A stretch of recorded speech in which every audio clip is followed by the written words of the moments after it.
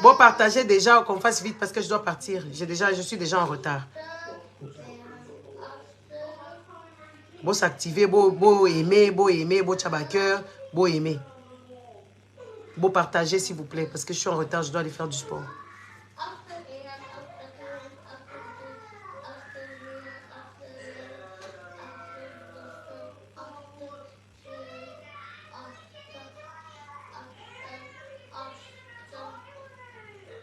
Bandeko, na bandakaka, bao bakoya.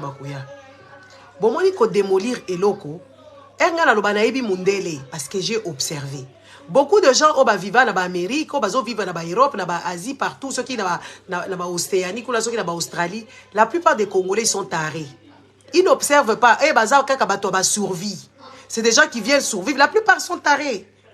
Oui, des tarés qui appuient des bêtises, des tarés comme les gens de Chilombo qui l'a ramené là-bas, les tarés comme qui n'ont pas compris les affaires. Parce que bato ba Chilombo memi kuna ils ont quand même ba taré au bavanda ka ba kutu ba taré prisonnier. En commençant par lui-même leur chef des tarés. Et c'est comme ça aussi dans la diaspora, il y a beaucoup de tarés. Bayaka na bango awa babandika kosala musalo bako présenter ya gagner kaka vie na ye ali ati na bamongo na bakisasa. Et pourtant ceux qui ba sur diaspora ils a mutu oyo yaka kozwa maele ya batu. Diaspora ils a mutu oyo observaka. Toza awa jamais kokuta congolais azokanga photo eloko ya amoni ya kitoko. Jamais kokuta congolais azokanga eloko ya kitoko photo kaka ba chinois mutu bakanga kaka ba asiatique. Congolais komona kaka kokanga kaka photo ya bilamba na ye alati na ba photo na ye asali. Nde ba congolais makambasalaka. Makambo malonga ba congolais basala kateke ya monika eloko boya kitoko ata décoration oya pamba. Ata décoration ata plante ya pamba kaka boye congolais yebite soka koti na ye ata fleur ya pamba congolais biko admirer teke oui place au jardin eza kitoko place au balcon ya bateau eza kitoko te congolais ye azaka kaka mutu ya survie kaka bêtise ye baka na mboka na bango ba bêtise ndemo makambo ye komema kaka awa okuta ba balcon ba congolais zalaka jamais fleuri jamais ba balcon ba congolais ezalaka ta na pot de fleurs bango bilokos na entassement bateau ba vivaka kaka na esprit ya bikumba kumba bimema mema soka kutika eloko babwaki ayebi kutu te eloko babwaki eli pona nini alokoti kaka komi ko envisager bazo somba biloko na bilokos na kisasa eza kotambola nakutaki frigo moko boye kuna na kozwa yango congolais tika kaka eloko na ata libanda olobi ke eleka mopepe kokuta ngo congolais se azui ake kosala bilokos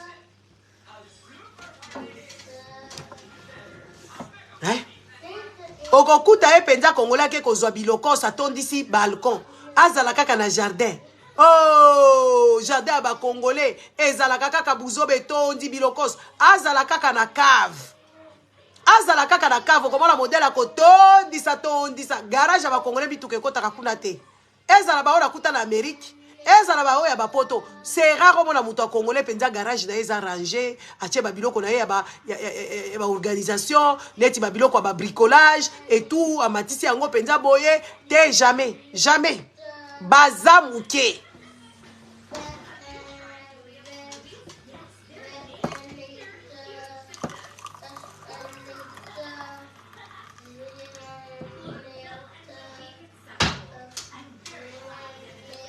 On a déjà tenu un sport. Les amis, jamais kokuta congolais azosala makambu ya normal. Congolais kokuta mibala ba congolais belé, yango nga na boya mibala ba congolais. Ngai la lingi mibala ba congolais te na pembeni na ngai na lobi quitte de ce corps. Po ba yebi na bango bricolage te. Okosomba ndako za na mobala ya congolais ndako ba travaux beaucoup dépenser jusqu'à la dernière centime. Congolais ta kozwa penso boya ke data na YouTube boye akende kotala modèle basala ka penso akende kotala modèle ba posa kata cadre na mur eza problème kutu biso basi nde to koma kosala ba mibala biso ba congolais basaka ka lolenge boye kaka image ya mboka na bango ba mimi yango ti awa ba mbela ba congolais oyo. Okuta mwasi azobondela mobali penza okocha peinture te na yebite na yebi ko chate tonuka muto acha. Oui ma pupuche. Yeah, Strax. In 20 minutes. Non, sorry. Strax. Hacheblif. Mais oui. Je fais ça tout de suite. Non, j'arrive, je fais ça tout de suite. Hamburger, oui, ça va faire. Et attends, je fais. Donne-moi quelques minutes. Excuse-moi, ma puce. Ok. Des amis. Hein? aye kokamata sikoyo bandako yango basomba mobali ya kongola yebi ko bricoler te ata peinture ko tiate mobali ya mundele ezala ya ndenge nini ayebi bricolage soki osombi ndako na mobali na mundele za na ba travaux ba kosala musala ko benga na baninga na ye initiative bibala ba kongole ka ko kende na banganda komela na banganda koloba makambo ya buzoba bazobetela Fatima boko ba o ba pro kabila bazali ba pro Fachi bazali ba pro kamere bazali jamais ko kuta jamais bibala ba kongole azana collectif na ya baninga na yeke oui de l'autre sali misala et pas ya songolo asomba kindaku de l'autre sali misala et pas ya songolo asomba kindaku jamais bango bazaka feti epo kokuta bango modèle bazako bina madinga ne madinga kana zo kopate te bozo éducation wala wa papa na biso bazako bina neti bino te o nyoso ba fali o ba warrior mutu ba baby si bato fali ya baby sabino talaka mutu za influenceur na bino fali oui fali ya yemba musique na ba influencer bino te bo bina neti bato mabama mibali nyoso ba kongole ko mona yekuna na mobali sali boy azako bina. Mais bozo kasonité jamais kokuta mobali ya congolais ba mibali ya congolais ba yokali groupe balobi bon songolo asalaki asombi ndako ezala ba problème o ezala ba travaux tokende ko salela ya ata carrelage tokende ko matisa ya ata ce qui peinture jamais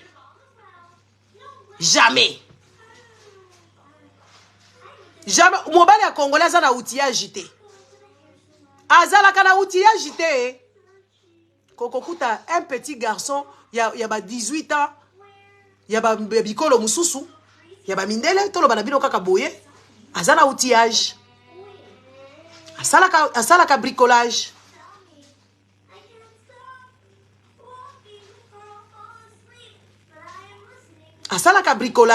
aza menuisier te akosala menuiserie po akokende soki ayebi te akomate sa salle de bain na ye il va faire le boulot chez lui seul il ne peut pas appeler des gens. Il va faire seul pour faire des économies. Vous ne faites rien. Vous ne connaissez rien faire. Seulement votre bouche est danser et boire et faire des bêtises. C'est ce que vous connaissez. Et vous perdez beaucoup de temps et beaucoup d'argent. Moi, plus jamais de ma vie, jamais. En tout cas, vraiment, non, si on reste à deux, moi et un homme congolais, je ne te prendrai pas, je serai seul. Parce que tu ne vas rien m'apporter. La plupart des Congolais, ils n'apportent rien dans leur ménage. Si tu n'es pas de cas, sors-toi dedans, mais c'est la majorité. Et cette majorité, elle est trop voyante. Trop voyante. Et c'est dommage. Il faut qu'on vous le dise, hein. Ça va vous choquer, hein. On parle de démolissement.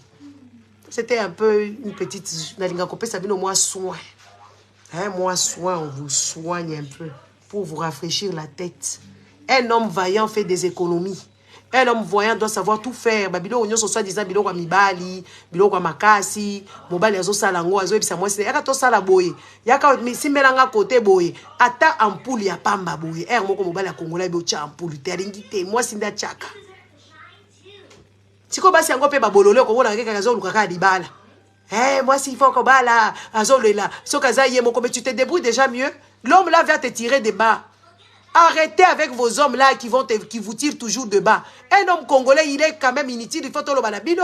Des preuves avec que regardez, Rwandais, Ougandais, Burundais, c'est eux qui vont rentrer pour sauver les hommes et les femmes congolaises. Mais ça n'a pas de sens. Il y a combien d'hommes congolais là-bas? Il faut qu'on vous dise des vérités. Vous avez...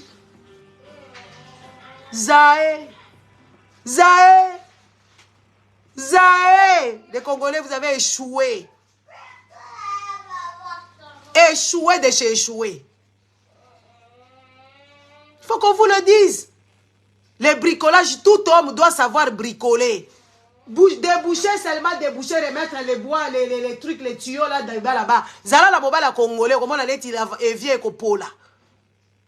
Zala la mbala kokole akeka kako bimisa kuna ayebite loba kaka na yebi na ngate na kosala te ko kinga sala biloko kopola il faut baluka ka mutu mususu aboya ko futa mbongo ici en Europe tu vas payer combien 200 300 euros hein, pour la plomberie hein.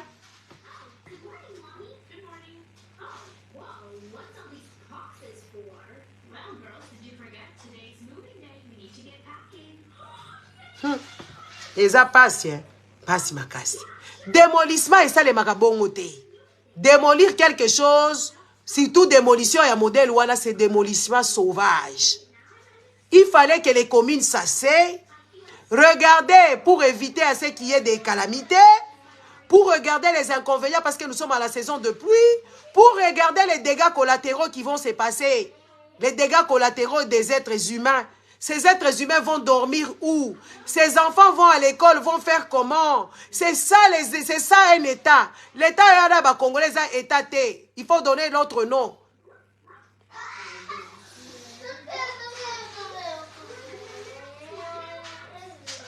Étudier, kozwa batuba spécialiste, kozwa ba géomètre, kozwa ba architecte, kozwa tous les médecins, kozwa batunyo sur la commune parce que la commune kuna est-ce que ba géomètre bazalaka kuna bazate, est-ce que ba ingénieur penza bazakuna ba vrai ingénieur ba ingénieur boya ko komela biso kaka ingénieur fulani, complexe d'infériorité. Ici, il y a même les gens, comment les maîtres d'ouvrage, bazala bango ba ingénieur, soki banani oyo bato oyo kaka azaka ba artisan. L'équipe ba ingénieur à Congo, ba artisan kaka ba yapamba kaka ba maçon. L'équipe ba ingénieur à Congo. Parce que vous savez, pour construire une maison, même pour démolir une maison, on a besoin de tout le monde. Ba maçon ba matisa ki ba brique wala ba koye ba ke oui brique oyo ba sala ki boye ezala ki boye. Ingénieur pe aki ko sala ba mesure, akolo ba mesure o na sala ki awe eza boye ba o ba sala ki soki toiture, ba yebi matière nini ba utiliser ki, o to utiliser ki soki ba dale, o to utiliser ki soki ba tole, o to utiliser ki tout ça là. Besoin comment je vais les appeler? Des inconscients. Oh, bah, mais là, champagne. Champagne, magmum, yamine, là, qui est de la photo, là, qui s'abino, je pense ça sur mon téléphone. Ngobilana, j'ai coco, bah, salaka, bah, kendaka, bah, beti, ma boko. Bah, mais la champagne. Ngobilana, j'ai coco, bah, mais là, champagne, di colo, na mitu, na bino. Bah, mais là, champagne, di mitu, na bino, que bah, costa, la bino, pas si, bah, quinoa. Bino ba kino bo vandi bozo beta maboko eloko wana eko toucher bino nyonso que vous le vouliez ou pas. C'est deux personnes malveillantes, c'est deux personnes escrocs, c'est deux personnes sataniques. Ils ont bu un grand magnum comme ça quand Jekoko a été promis vice-gouverneur de la ville de Kinshasa. Dans la kaka modèle ya bato ba congolais, ba vice-gouverneur ngo ba pola. Donc bozu ka neti mungulu diaka boke ko tchena ba Jekoko. Bozu bato batanga Boga ocha bangola bangobila.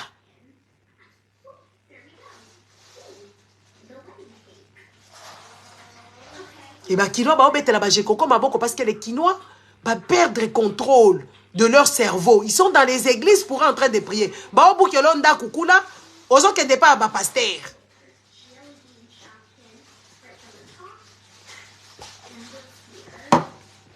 Bao bukelo ndako ke pa pasteur Marcelo ozota la Marcelo modèle Marcelo akomi na poso kitoko muto azalaka na esaka mwabi awa azako zika na ba moyi azwi mbongo na bino nde azokoma nango riche yo avant opambwa ma iphone nzamba pesa yo ye il faut bimisela ya yo ya mobesu na poche pesa ye boke na bino l'église bozota la Marcelo botali Marcelo na mwasi na ye na bana na bango wana bozota na bango ke baza kitoko me bandundu mususu balekaka wana bomona ka bango te ka bandundu oya Marcelo abota nde baza bandundu ya kitoko. Tala kaka modèle ba kinois bazali réflexion na bino. Marcelo qui ko prêcher na Suisse. Na ba Suisse batikali na défaut ba kamwe balobi o ba prêche ya ndenge nini. Écoutez, les Congolais, vous savez vos prêches là que vous prêchez, ce sont des prêches des pauvres là, les prêches des gens qui n'ont pas de cerveau, les prêches des gens bassesses. Les prêches des idées, comment on appelle ça, des pervers, des prêches des inconscients. Ce n'est pas des prêches que tu peux présenter les gens, aux gens normaux. C'est des prêches des insensés, parce que vous ne connaissez pas le monde.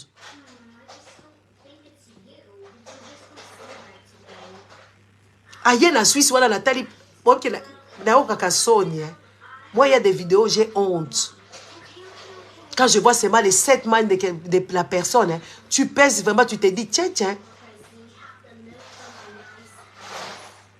Oh, yaza mutu, to aza nyama. Azolo babilo kwa boina kati ya babato baza évoluer na mutu. Évolution ya niveau de ka kutu évolution mutu ye moko zo kamwa. Évolution kutu ye moko zo kamwa ke oui, évolution ya mbangu ndenge ni. Kende ko prêcher makambo mabala. Makambo mabala ngo prêcher ngo pe bien te. Vaut mieux rester célibataire. Quand tu n'as pas trouvé un... Oyo ba yebiso ba mindele ba bala kaso ki baza conscient que bazo kota na ba problème. Mundele soka bali ayebi kaso kota problème. Mundele soka bali ça veut dire il faut ayeba que oui ba ko sala ba projet. Ozo prêcher ba prêche na bino ba pauvre oyo ba congolais oyo bazanga cerveau oyo bazanga cerveau nde ba prêche bazo prêcher mindele. Na tela ki ba mindele bazaki na bazo comprendre te ba comme Marcelo azoloba. Siko ba congolais te ba baza dépourvu na mutu na bango ba omona ngo ba prêche madonga. Marcelo wana za bololé. Ba prêche na ye wana eza ba prêche ya ba bololé parce que mutu normal avant que ndeko bale faut yebo ko laisser nini il faut zana musala kaka ki ingénieur ité on a poto toza na biso ba artisan on a poto toza na biso ba artisan okuta millionnaire et artisan musala na sala ka nini asala kaka ba ban ozo se demander mais mutu oyo alia ka ndenge ni okuta artisan musala na sala kaka ba cadre ya ba tableau. Mais musala wale liesa kaye ekoliesa bana na ye ekoliesa evi mobimba kote liango pension bino ba prêche ba pauvre na boya royaka na ba poto awa na ba tongo poto oyo batika ba cerveau na bango na banjili ba mususu batika ba cerveau na bango soki na ba luano nde ba prêche wala boza ko yebisa batu awa ba prêche moko ya ba ridicule des gens sans cerveau yoka ba congolais ba okende yoka ba biloko buzoba biso tozo yebisa bito to yebi mundele. Nga na yebi mundele teke ya mutu na yebi comment mundele a fonctionné a fonctionnaka mundele asala ka biloko kaka pamba te olé dans tout et pour tout.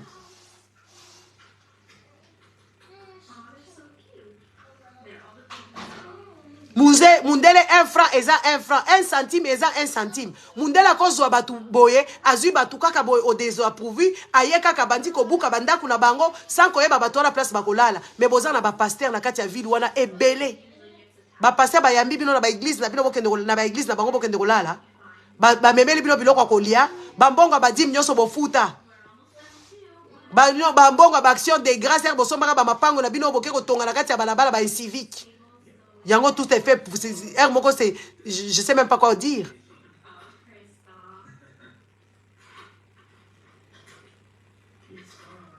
Bazui bino, ba pasteur. Bazui bino tin. Ba memi bino. Quelque part. Ba memi bino tin.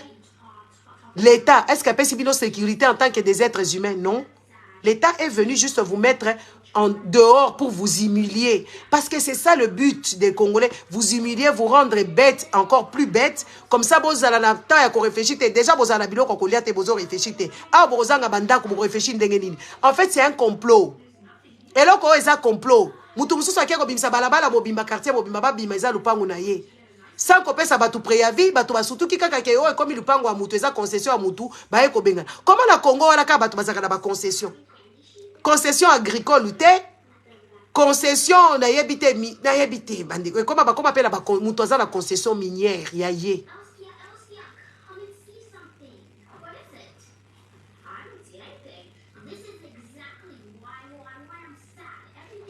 la commentaire qu'on a une femme doit être modeste. Moi je ne peux pas être modeste parce que j'ai l'esprit des reines. Je suis une reine. Bon moi mikolo na la telebino na couronne. Je ne peux pas être modeste. Je ne peux pas être modeste. Je ne peux pas parler la modestie. La modestie, c'est pour le pauvre. Les amis, vous savez tout ce qu'on vous a raconté en Afrique là-bas. Vaut mieux mourir, ceux qui vivants, rester vivants, que mourir en héros. C'est de la manipulation. Moi, je veux mourir maintenant s'il faut. Avec mon combat là. Moi, je ne suis pas un lâche. C'est des lâches qui restent en vie. C'est des lâches qui se cachaient derrière le clavier. C'est les lâches qui ne savent pas l'ouvrir. C'est les lâches qui ne savent pas dire la vérité. Moi, je ne suis pas lâche. Je suis une reine. Je préfère mourir pour la bonne cause. Moi, je ne veux pas être en captivité. Oh, vous n'avez pas encore compris mon histoire. Moi, quand j'ai eu presque 18 ans, je suis partie de chez moi, de chez mon père. Je suis partie. Sans état d'âme. Parce que je ne suis pas quelqu'un qui peut rester en captivité. Oh! La modestie, c'est pour les bêtes. La tolérance, oh, ya buzoba, oh, mutoyi bieloko, tu es tolérant. Ça veut dire que tu es idiot. Une femme ne peut pas être modeste parce qu'on va la violer partout. On va la sauter partout, comme je venais de vous dire tout à l'heure. Moi, on ne peut pas me faire la joue. Genre, on te donne une gifle à la joue. J'avais essayé, ça n'a pas marché. Ça fait très mal. Quand on te donne une gifle, tu donnes l'autre jour, on va te régler bien 2 fois plus que celui-là d'avant. Moi, comme on dit, hein, tu me donnes une gifle, ma dent tombe, moi, c'est ta bouche qui va partir. Toutes tes dents vont tomber. Oh, regarde les gens ici. C'est pour ça que vous êtes là, on a détruit vos maisons, vous êtes là contents, en train d'observer, et pourtant c'est un problème très grave. Un problème très grave qui va créer beaucoup de problèmes. Il y aura beaucoup de dégâts collatéraux.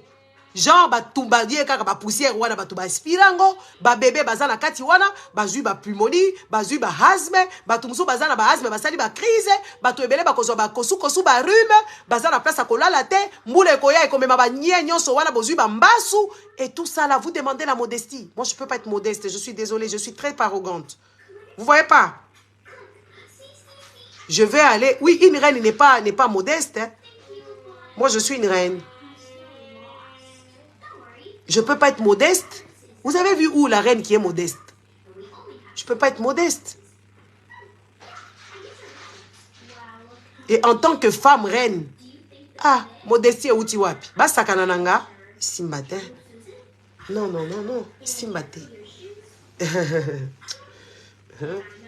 Bon, la reine, Vandanan. Rouège en compte, Vandanan. Vandi. Vanda. Rouège en compte, la reine. Oh, Tabakambozo Sengangai, papa Wilfred Atayo. Oh, modestie. Quelle modestie les Congolais? Il n'y a pas de modestie. Il n'y a pas de modestie. Ces histoires ici, ça va créer beaucoup de maladies, des épidémies. Parce que ça n'a pas été contrôlé. Pour démolir quelque chose, il faut appeler les gens qui savent démolir.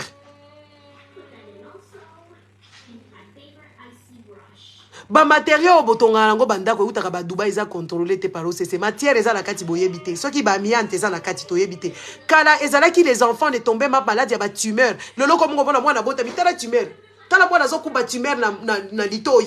Azokumba tumeur na mukongo, na poumon. Bana bakomi na ba tumeur, ba problème cardiaque. Eza ba épidémie par rapport à ba matériel obozotonga kartonga kanango bandako kuna. Oyo OCC azo contrôler te. Alors pour démolir, il faut étudier c'est quel matériel qu'on a utilisé.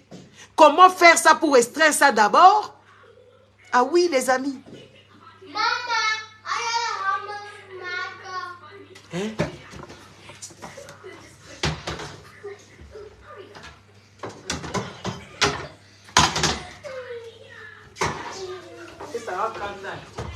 Non, tu es dans ça, la sport. Je suis déjà en tenue de sport. Hein? La si la lata qui déjà tenue de sport, il faut que nous la sport. Mais ma Congolais, c'est ma besoin qu'à temps. Il faut comprendre. Parce que beaucoup de Congolais sont dans l'ivresse là. De dire que c'est normal que va combattre, mais tout que oui, vous aussi vous êtes des gens de dégâts, vous avez des dégâts collatéraux. Pourquoi? Parce que eza bongo te makambo etambola bongo te. Makambo etambola bongo te. Makambo etambola bongo te parce que les poussières là, ça va, c'est nocif. Les matériels que vous utilisez, c'est nocif. Ba clou, ekope sa bana ba tétanos, ba malata wana soki ba batol wana ekokwea. Eko zokisa batu baza vacciné te, batu baza na ba hôpital malonga te, il y aura beaucoup de dégâts. Bas faux sceptique oyo ba congolais bazaka nango okuto tonda eko toboka kuna makasi eko tonda maine mais c'est déjà fait là-bas donc tu arrêtes ça maintenant. Hein? Après babilo kwa na instabilité wana ezakuna eko sala ke wi bangungi bako tonda bako stagner na ba mai parce que les gens ne vont plus vivre dans ces maisons là-bas. Les enfants ne vont pas aller à l'école, n'est-ce pas? Les enfants n'iront plus à l'école. Pourquoi? Parce que les enfants ne vont pas aller à l'école. Parce que on les a virés de leur maison, on a cassé leur maison. Ce qui fait que bana bako kende classe cité. Bakulu na kutu toza na bango kuna tozo yebanet eloko kosala te.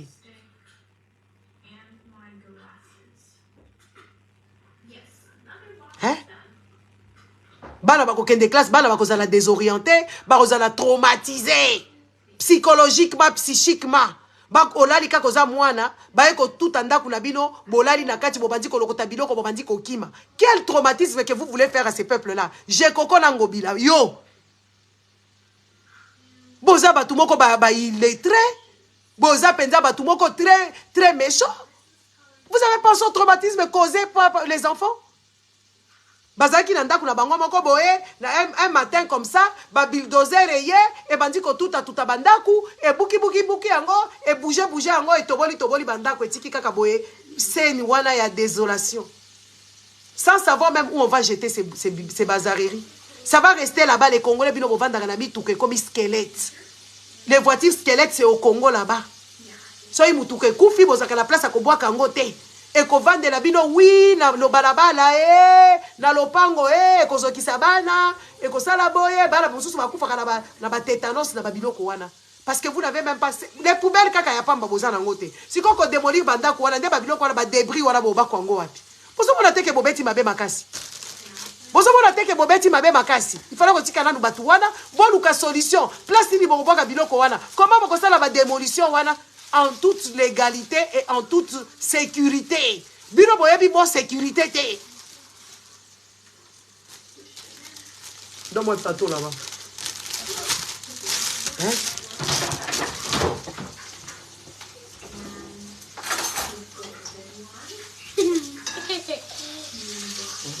Donc bino boyebi bon sécurité te. Sécurité, vous évitez à l'abri, donner la sécurité aux gens. Donc vous, on vous a mis là-bas pour venir maltraiter les peuples congolais, pour leur enlever le peu de dignité, parce que les Congolais, ils survivent. Les Congolais, ils survivre. Le peu de dignité qui leur restait, les peu là, ça coûte une dignité 0,00000000001.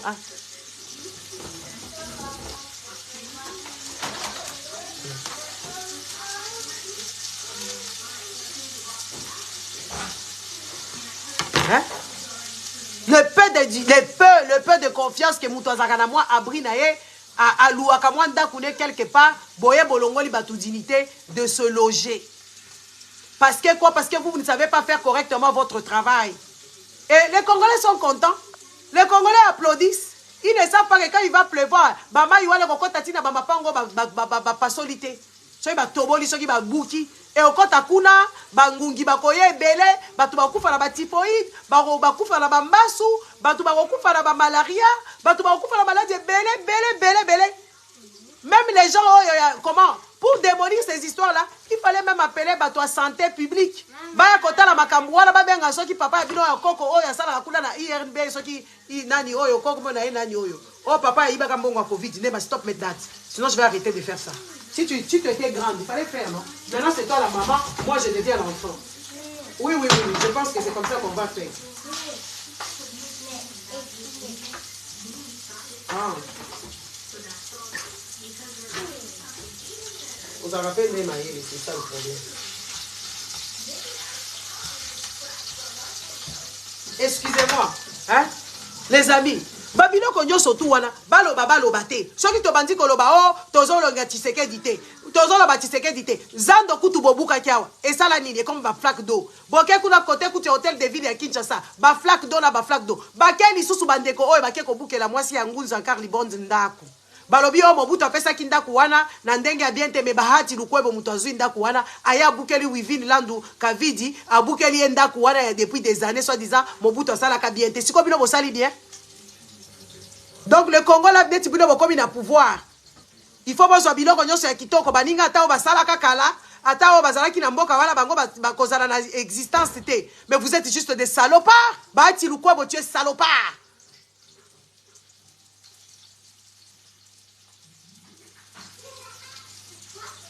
Bakeka ka babuki ndako ya bato.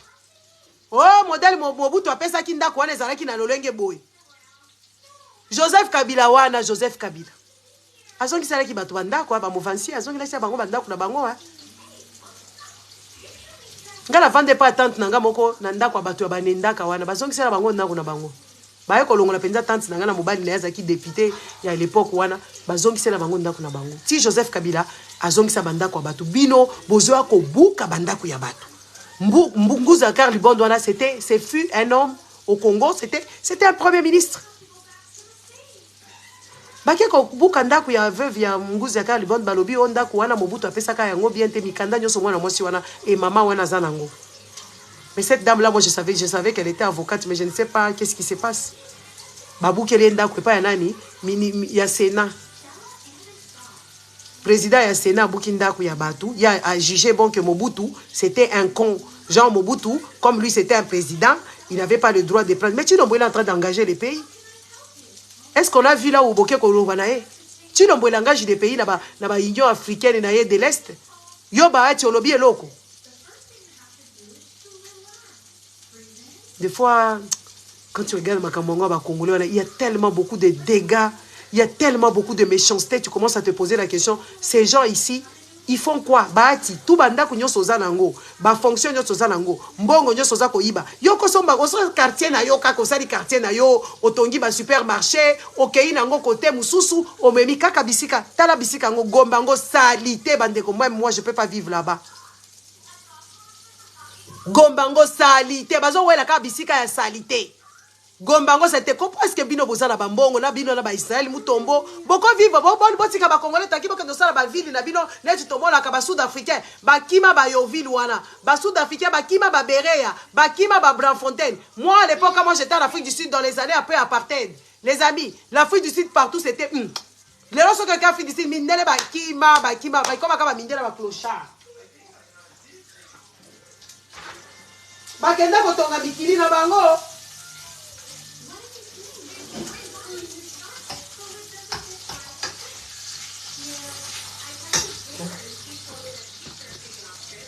Bakenda kotonga mikili na bango.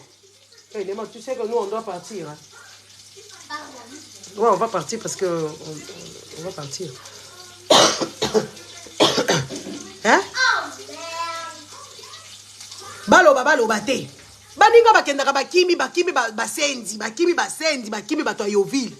Mindele bakima Yoville, mindele bakima na bango, bakima ba Braamfontein wana. Bakima bakenda ba Berea mindele bakima musika bakenda kotonga ba ville na bango na Amérique pe bongo bakima kana bango ba mabele zebele bake kotonga kuna basali ba lotissement ya sika basali ba mola sika parce que vous êtes pauvre en esprit, vous convoitez seulement ce qu'il y a autrui. J'empoisonne même mon visage en fait. Tellement que je suis tellement les histoires des Congolais m'énervent. Hein? Tellement que vous êtes pauvres dans l'esprit, tellement que vos amayel étaient. Yango vous comprendre que bakimaka. Yango vous comprendre que beaucoup vont de place à ba pauvreté pour que de osala ba lotissement ya sika, bosali urbanisation ya sika, bosali ba égout ya sika, ba mall ya sika. Et puis bosali mboka la bino asika ya bariche bosali kuna bino bolingi kaka ko vivre sur le pas des autres bokomi ko vivre sur le pas ya Nguzi Akala Libonde bokomi ko vivre sur le pas ya ba Mobutu batu nyonso bazo vivre kaka sur l'image des pauvres, des imbéciles là qui sont juste des envieux. Vous êtes juste en train d'envier les autres, c'est pour ça que vous ne savez pas vous extendre parce que vous êtes pauvres. Les pauvres, vous savez la pauvreté c'est un état d'esprit. Et même quand on te donne 1 million, tu es pauvre, tu resteras pauvre. Yango Israël mutomboza olobela biso makamba ba chemise awa, ba jekoko ba eko fungola ba magnum pour maltraiter les autres. Et puis bokolobani nyango. Et puis dans un pays soi-disant un pays où les gens prient matin, midi et soir, na bino pe bosambela ka bozaka ba bizengi. Bino bozaka sambela bino bango bazo sala ba bêtise. Lelo ba bengali bino bandako babukele bandako. Bomoni pasteur mukuna ye. Ceux qui révérend, ceux qui rêvaient, qui moukuna. Bon, mon y est place à un papa escroc comme celui-là, lui aussi se permet, n'est-ce pas, de venir insulter les gens. Bango bakangaka bango te, baluba soy ba fingi batu bakanga baluba te. Baluba bazana droit ya kofinga batu nyonso, ya komanke batu nyonso respect. Bango bazana droit. Mukuna zo le kawala zo insulter. Ya moko Tshisekedi pa finga biso. Ya mutu abanda ko l'exception ba nyanga la kata, ya mutu abanda ko l'exception ba kombantaba. Biso pe to ko finga ye chino bobolole. Tokomi ko finga parce que mutu anakisa biso baluba ya ba finga ka yango ezanga la ese. Muka fuma mwa me ba bango ba finga ka batu awa, bango bazala kana limité. Kaka biso soki to lobi nde bokomi ko tokoyebisa na biso ba vérité, boza spécialité. Boza spécialité ba jekoko, boza spécialité, boza pe nulle part, boza pe l'autre côté. Boza la pe l'autre côté.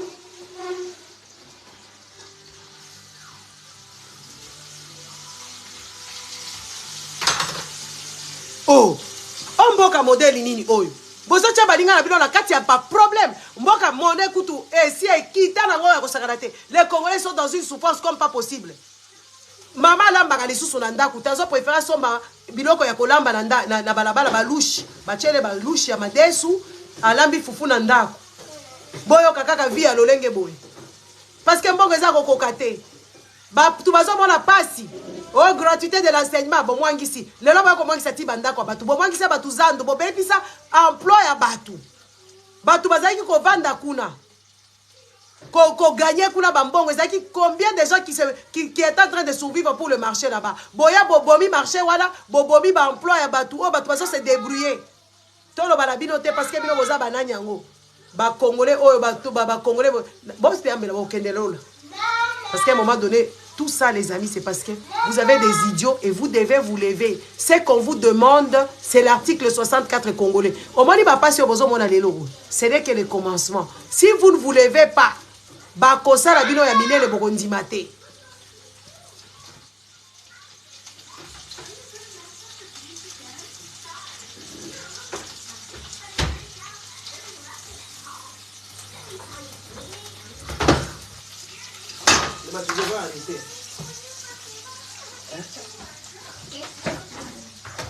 si vous ne vous levez pas aujourd'hui, les Congolais, vous allez souffrir. Boko lapa, boko doka ba Congolais tozo ebisabino. Soki bolamu kite, boko mona botala boye ki mona miso bomoni ki mona miso boza la guerre na kuna on est pas s'occuper na makambo ya guerre parce que ça doit c'est tous les Congolais qui est concerné. Tous les Congolais sont concernés par rapport à la guerre. Mais bango guerre basilicité, ba est-ce qu'on peut sabino siko guerre psychologique déjà ba pesa bino nzala. Ba moni kaka boza kaka makasi. Ba lobi faut pas bouquer la bino bandako sikoyo. Po bolapa. Soki bo sali article 64 te autodétermination d'un peuple congolais. Okosuka mabe.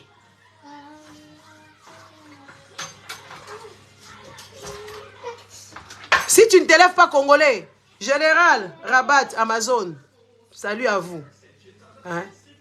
Oh, si tu ne te réveilles pas aujourd'hui, Congolais, tu seras vraiment malmené d'une manière, parce que là, on est en train de t'enlever le toit.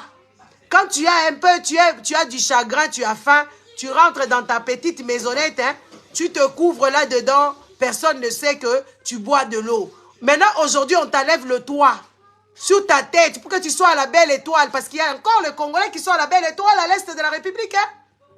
Donc les histoires qui se passent à l'est de la République, ça vous rejoint même dans la capitale où vous dites que vous êtes safe, vous êtes en sécurité.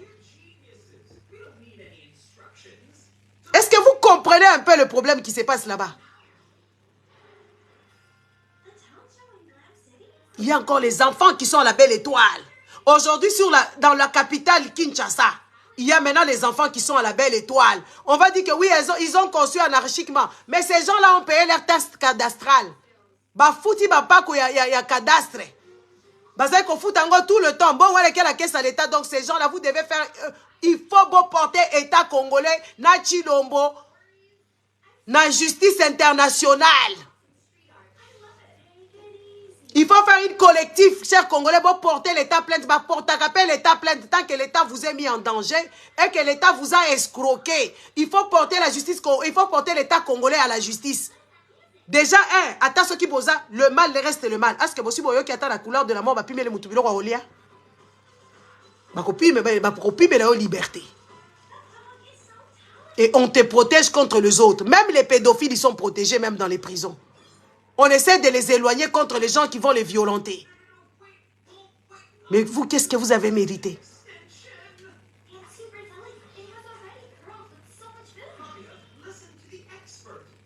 Qu'est-ce que vous avez fait pour mériter ce genre de sentence? Juste parce que vous êtes des Congolais. On viole la femme congolaise à l'est de la République. Même dans la ville de Kinshasa, Koutouba viole la Rabasi.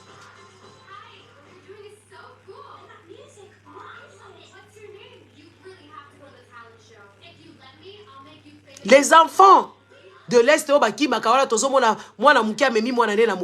ce sont des images même sur toke kolukana kisasa wana eza ba image babuki bandaku mama zana nous dépasser ko lokota biloko akopesa mwana oyo ya mukolo simba mwana nake de kozota ata madeso etikala kana nzungu wana comme ça bokolia ata sikoyo avant babuka ndako. Les mêmes images de désolation qui étaient à 1000 lieues loin de chez vous, ça vous suit maintenant dans la capitale. C'est un message, chers Congolais, un message. Chers Quinois, et un message à autodétermination. Mais jusque-là, vous êtes toujours bleus. Bon, que de quoi admirer, bah, pasteur, na minitoyo. Les pasteurs n'ont jamais eu de gymnastes. Les pasteurs là, ils n'ont pas. À ta stade de matière, wana, kutu ekoko et la bino, parce que si bah, lobby qu'ils ont infecté. Il faut, ils ont tinate. Stade de matière, comme ils ont imposant, wana, ils ont tinate, ils ont la valérité. Tibo tokola mukababuki yango po balobaki na biso babongisi yango bandeko poza na biso kakao toza na biso tibo kola mukabalobi neti FIFA soki ya foot soki makamuni soki FIFA lobi keza eza aux normes te bokola mukapenza chilombo koloba ba raser yango. Chilombo il est venu vous remettre sur la paille. Chilombo il est venu pour vous détruire parce qu'il a détruit même marché. Kalate ba komona ka stade de Martin on a ba komi kocha ba mpeleze soki ba meleuse soki ba pentere soki ba nini ba bandi ko buka ngo toza na bino kaka walai bokolo bakaka na zolo makambo po balobi ba ko tonga mususu po bango ba yebi makambo ya rénovation te ba yebi makambo ya ko dévier te. Ça serait dans un pays où les gens réfléchissaient bien, ils allaient dévier des canalisations, baena nous kota la batiana nous canalisation mususu na nous temporaire, l'état ba luka solution ya ba peuple po ba banda. So qui tellement ils a ba caniveau mutu, ils ont choqué bango que oui ba tongi likolo caniveau bazui ndela ya nani. Po écoutez, dans ce pays là il y a pas de maison sociale. Olive Lem était venu ici vous vendre la poudre aux yeux que a sali ba maison sociale, mais ça banda koula faire louakango cher. Congolais, qu'est-ce que tu veux encore voir?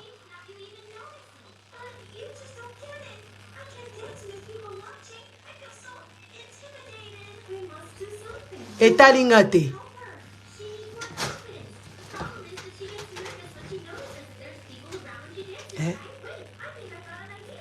Les amis, qu'est-ce que vous voulez encore voir? On a violé ta fille. Tes enfants sont devenus des koulouna, des voyous. Tes filles sont des prostituées. Vous voulez qu'on vous dise comment? Vous êtes quel genre de peuple? Dieu ango bosambelaka, ce qui Dieu ango, ce qui Jésus ango bosambelaka. Azaka lolenge boye. Bon, c'est l'image, hein, l'image de votre Dieu. On l'a chicoté à mort. C'est pour ça, c'est l'image. Vous allez m'excuser. Ah oui, moi, ça vient comme ça vient, ça sort comme ça sort. C'est l'image de Jésus que vous avez, les faibles. Ba bêtier, pendaye, moi, na patron. Ba bétaye.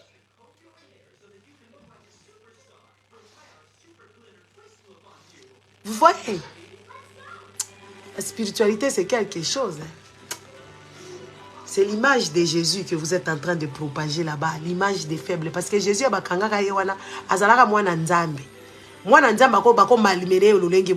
c'est pour ça que vous vous laissez aussi. Parce que c'est l'image de votre Dieu.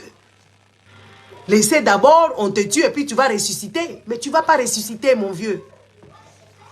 Pour Jésus, il a ressuscité. Ça qu'il vivra sous terre. Amataka likolo akenaka.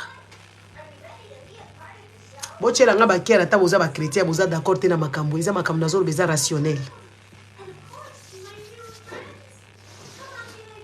que Jésus m'a dit ça qui mon amour ba bétier ba tena kuduse ba bétier ba flèche ba latissier ba épine azaka kawara mwana nzambe atiki bango ba maltraiter pour accomplir loi. C'est quoi bino pour accomplir nini?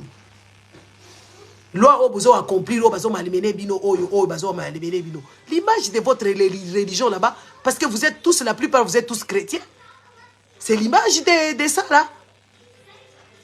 On va vous malmener, vous allez tout cautionner, on va vous donner, je ne sais pas, on va vous clouer le bec comme ça, on vient vous détruire vos maisons. Vous êtes en train seulement de prier Jésus, qui c'est l'image de Jésus que vous êtes en train de propager.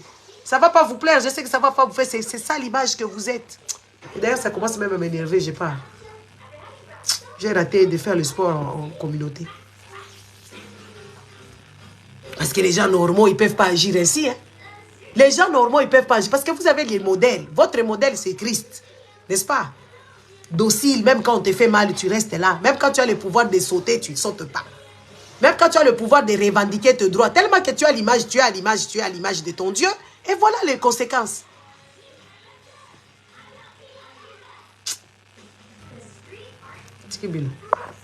J'espère que vous avez compris. Congolais, on est venu t'humilier. On t'a déjà humilié. T'as enlevé même l'épée de dignité que tu avais. Avoir un toit sur ta tête, c'est la dignité.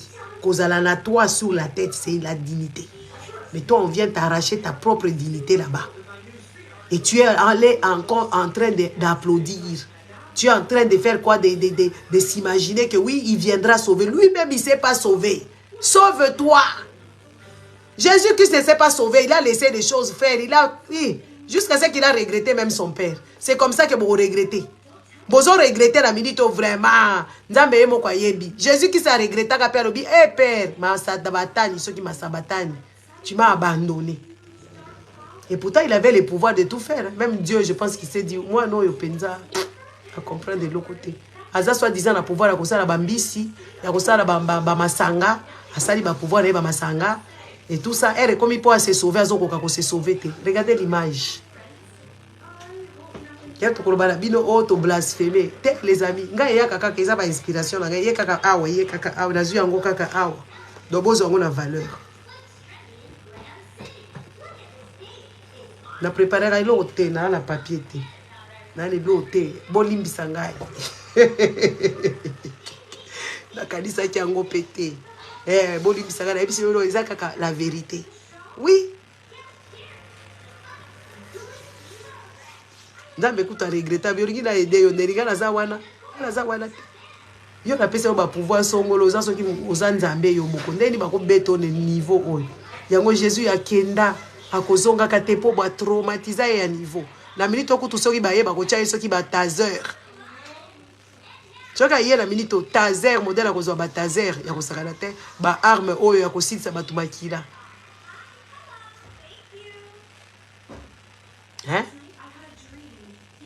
na minute oyo azotala kabela technologie aussi comme lolenge boy mutuka eza kotambola kaka lolenge wana sans chauffeur abi madi papa yango bozozela eti lelo azo yate parce que azotala na likolo kolo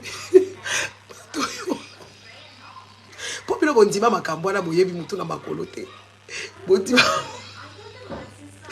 azotala ako donc otala ula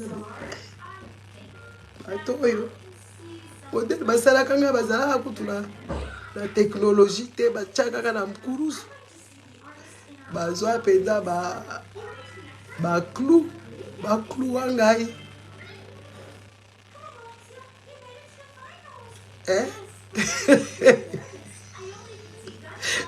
kotala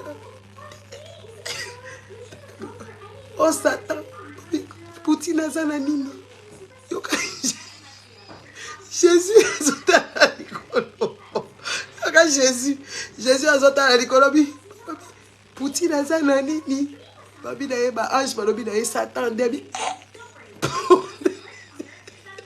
munu ve bandi kula ba balobi azaka kuna na likolo na 3e ciel sikoyo azo donke bo Jésus qui sazo bonge binani Poutine balobi azana nini balobi azana Satan debi nakozonga te bato yo modèle basala kanga avant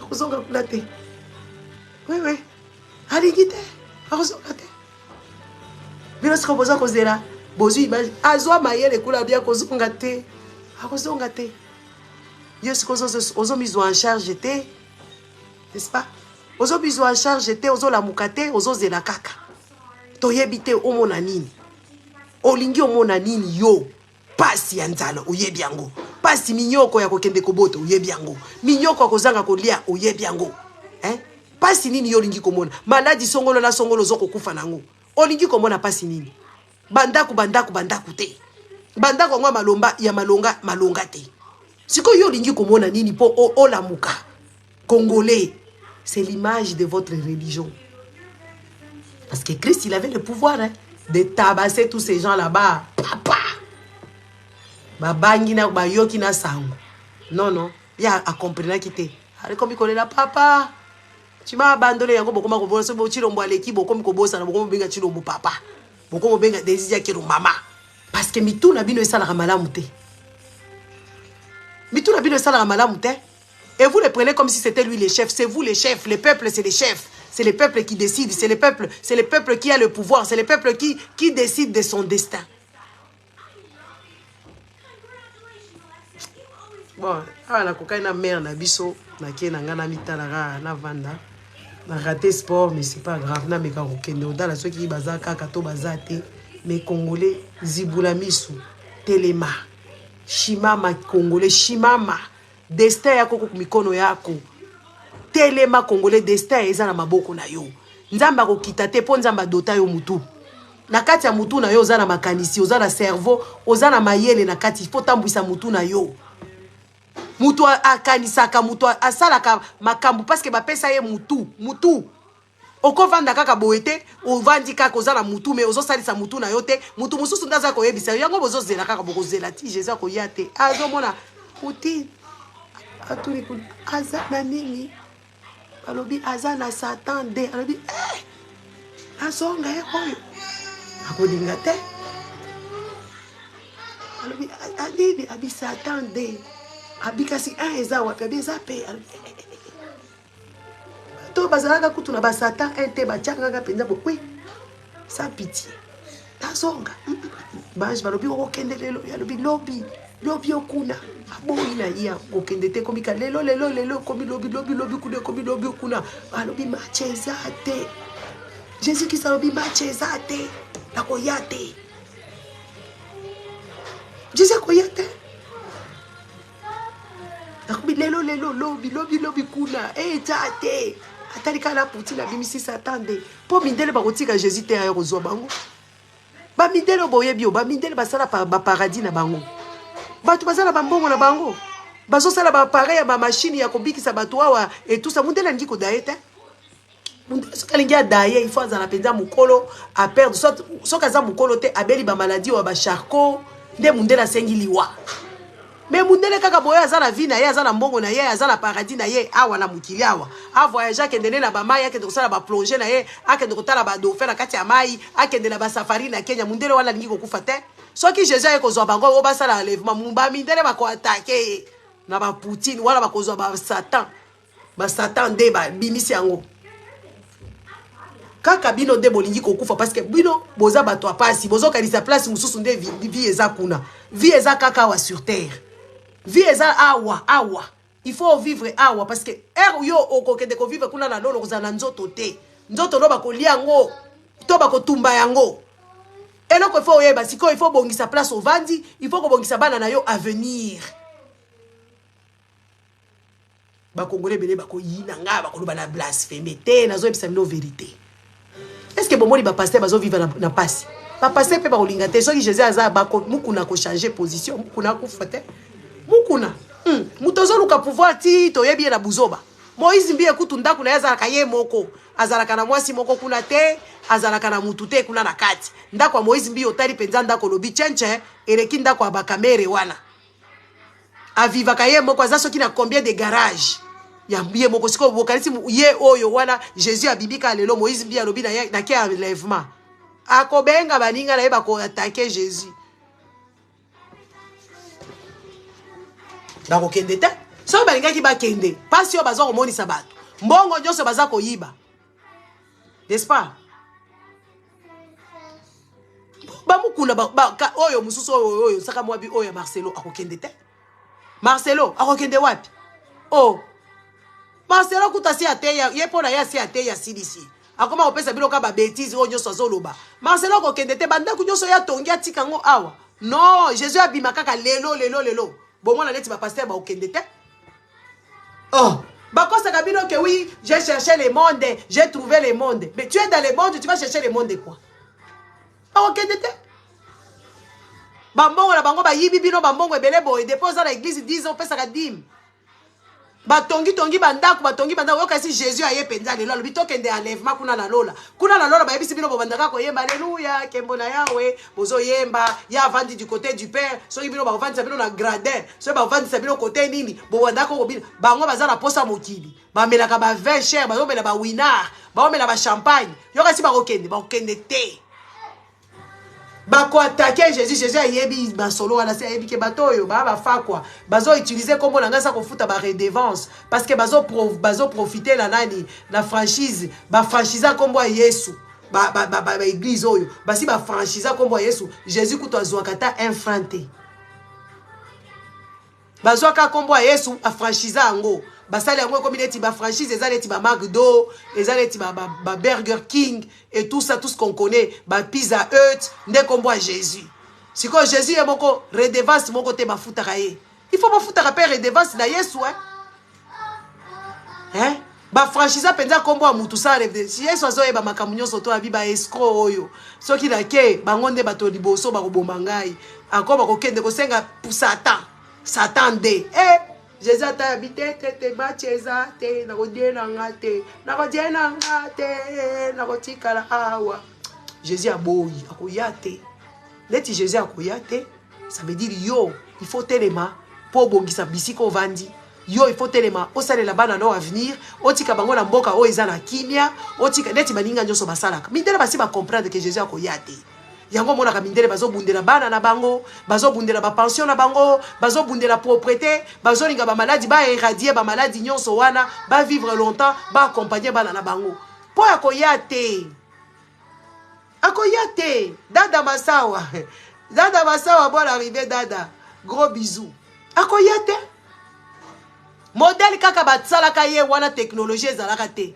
Awa kutu mutolo Tesla ye kutu akosala bombe moko bakochango kaka na mutuka wale ye kaka pa ye moko azongi kula père na ya oloba tete yo za penza mwana te azolinga ko bongisa sikoyo réputation na ye pa ya père na ye na ba ange na bango bavanda kuna po modèle ba beta ka ye kuna he ye moko je pense azaka na souvenir moko awa siko boza la technologie Poutine azo loba kaza la Satan azala Satan Satan de hein? C'est quand Jésus a zakula likolo azakotala nini azakotala kaka bi alobi nini basala ki awa guerre de bibundeli to mona ki awa ba guerre ba Ukraine ba France ba bimisi bibundeli na bango ba Belge ba bibisi bibundeli na bango bango nyoso tout monde entier ba américain ba bundisi bibundeli yeso azota bi batoyo basanganela kinga avant na minute oyo bakosangela langa lisusu donc na diete na kodiete aboyi esa babila l'histoire se répète écoute aza mayele depuis 200 combien d'ans papa nazo yebise kita siko ya bite ba da prétité yeso kosa ke baza prétité ndoka de azo mona ba danger eza koto yo ba po bakosangana ba pasteur bakosangana lebo bi Moïse bi atika bomengo na oya azwaka basi azolala na basi par-ci par-là en toute impunité. Oh, atika bakabala kuna la lola makambone kozala te, arate mukili. Tete, bakosanganela ye, Yesu asi ayebi esprit na bango. Po déjà bazwa Yesu kombo na ye wana ba franchise yango, ba oteka teka biloko, ye moko azwa kata franchise te. Yo ebi po osala boutique ya McDonald's, il faut franchise yango combien? Tu franchises et puis on continue ko futa loyer mais terrain na bango te. Kaka na kombo wana ko futa ba impôt. Aussi au franchisé au futi ba taxe wala ba franchise mais na moi pe ozo pesa bango kaka mbongo po eza kombo na bango ba franchisa. Mais Jésus a kata redevance mon côté ba pesa ka ye lo côté et tout ça bango moko bazozo ayebi ke baba escroc. Akozonga te. Yo sikoyo ovandi ozozela ye. Papa okokufa okende kuna tuni yo oye fanda la kiti. Yo kuto kovanda na gradin yende aza na côté à droite du père. Saint-Esprit aza à la gauche soki gauche du père. Père yemo aza na katikati yo batio na gradin. Mais oko regretter vie oboya ka ko bongisa mboka na yo oboya ka ko linga. Bana na yo tika bango ka lolenge wana. Totu na yo. Toyebisa yo. Parce que yo oza muto kanisaka bien te. Oyebi makambute. Et c'est de ta faute, hein? Ça sera de ta faute. Moi, je vous dis seulement la vérité. Prenez charge. Mindelo mona kabango modèle babongisa kamboka na bango. Balandela kata 1 centime. Balinga kate bakufa. Bazaka kala laboratoire butu matin midi et soir pour ba comprendre que biloko wana eza maboke. Ba raconta bilo ba histoire.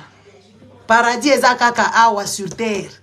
mindele baza ko bongisa paradis na bango awa sur terre okuta bango neti boyete bandi nesi na moni déjà awe pa na ngai baye bakati kati ba matiti oyo nyonso ya hiver wana donc ba fleur asikezo bimakala te ya kitoko awa kutu il faut la bimisa ba poubelle ya ba carton et si ebimaki déjà libanda kuna ba poubelle ya ba carton ebimi balingi salité te balingi ko vivre dans la quiétude parce que paradis na bango eza awa yo zo luka kokende bisika o yebi to kozala kutu na nzoto te bakolia yo na bankusu bakolia yo kobi squelette boy nde place okozolinga kokende okolata bilamba ngoka okobonga kan kuna la lola bilamba eza to kovanda na gradin po liboso eza déjà podium yesu na batu na ye mama maria pe aza kuna yesu azaka pe na ba demi frère na ye papa joseph pe akambaka yesu ye pe batonda ba abraham bavanda banani isusu bavanda bango nyonso tu bavanda kuna ba abraham ba joseph ba isaac ba rachel ba leya ba rebeka batonda yo kovanda na gradin na se obandi koyeba kaka kasi subalterne na mukilo zalaka subalterne oke pe soki na paradis yango ovandi kaka na mabele soki bakopesa yo elamba ya ndenge nini soki ya pembe nga na yebi te soki ya muindu na yebi te awa yo na mukili pasi boye mama leki bon arrivé pasi boye na mukili o leoni pasi o moni pasi oke pe kuno bandi su kobeta maboko 24 ans Chicago bandika kobeta maboko haleluya kemona yawe bandika kobeta maboko la lakate papa okomi tout na penza ngulu ko regretter makasi be kozala trop tard otali sikoyo lobi bana oyo aussi obebisi pe bana nyonso obebisi bana nyonso bazaka kasharabanda sherebede ekeshika ndombolo eboye mulimu kita mulimu mata mulimu zonga okomi ko regretter pe na yango ko yebisa bango wana pe siko bana ngo basi babeba kala balandika ka tel père tel fils tel mère tel fille bakokota kaka lifelo wana ya koyemba ka boye ba rater vie. Oh, je t'ai pas vu maman. Je vais te rappeler. Hein? Okobi ko regretta bi c'est tout ça pour ça pour kuna pe balia kate. Ah na mukilotika la koliate. Ozala ki a na mukilotika la koliate. Olia kaka Thomson vile o mobimbo komi kaka ba congolais bazana vite. Congolais baza na vite baliaka kaka ba Thomson baliaka kaka baliaka ba biloko ya bien te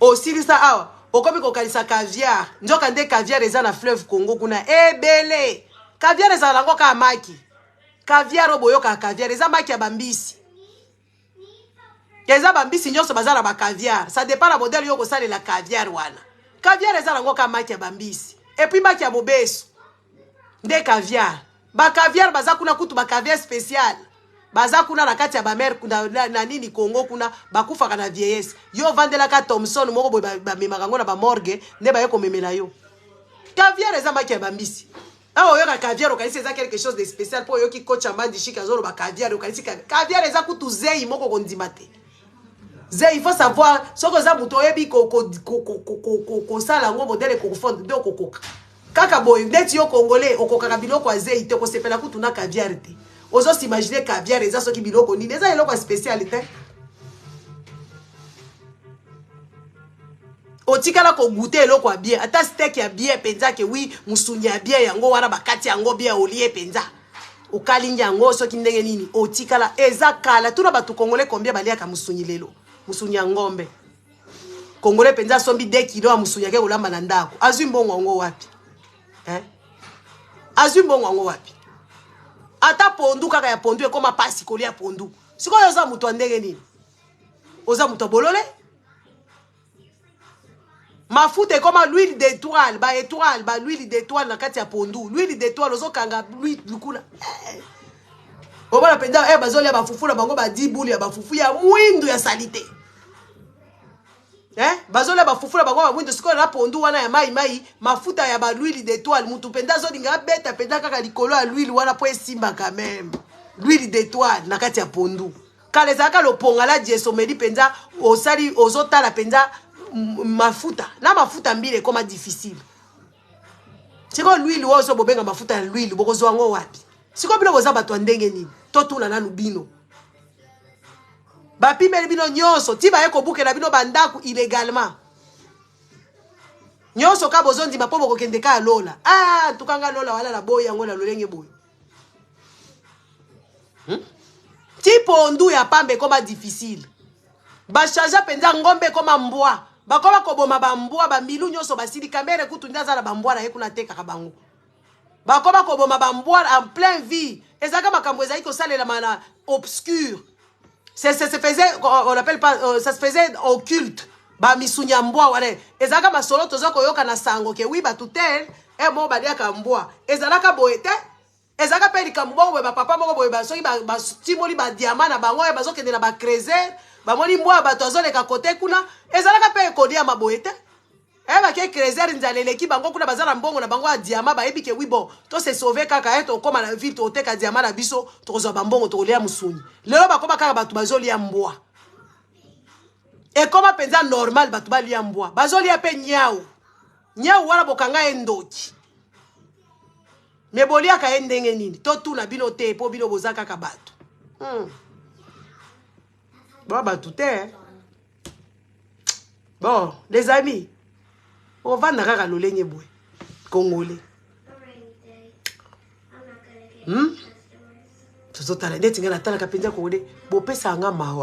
Tout à l'heure, vraiment, j'ai empoisonné mon visage. Là, ezongi, poison et longwe. Parce que votre comportement m'énerve tellement que et empoisonnanga et longi. Au moins, la peine d'ako et longi, combien empoisonné?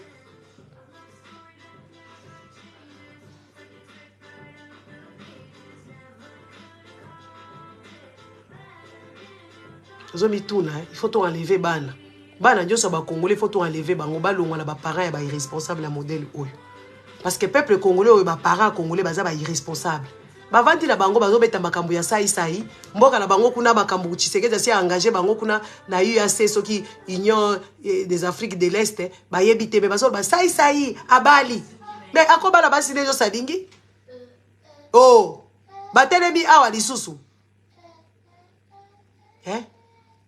Bako bisusu o papi mboma mwasi na ya trompaka akimi ndaku etali biso na nini makambo mboka bozolo bateka makambo buzoba ya batu boko ya bololé ya ba sai ya viola ki mwasi wana vous savez les amis moi de la femme otokobeta bino biloko moi de la femme otokobeta bino biloko moni Amida mwasi ya sai ba boyi bango parce que ba favoriser ki ba viol sai ya viola ki moi si na ye mado ayaka koloba iza bongo te bakoseli mobali na ye ça ya kenda prison pour la viol parce que les Congolais vous oubliez vite hein. Vous vous rappelez de cette histoire ngaza la kana matière na bossa la likamute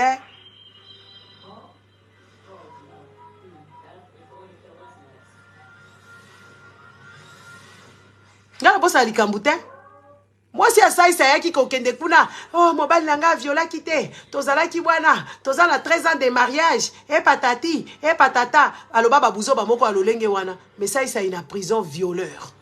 Le violeur t'a fait en envers, tu as protégé un criminel. Au protéger ça y a un criminel qui a violé même, hey, c'était, je pense que c'était une petite fille.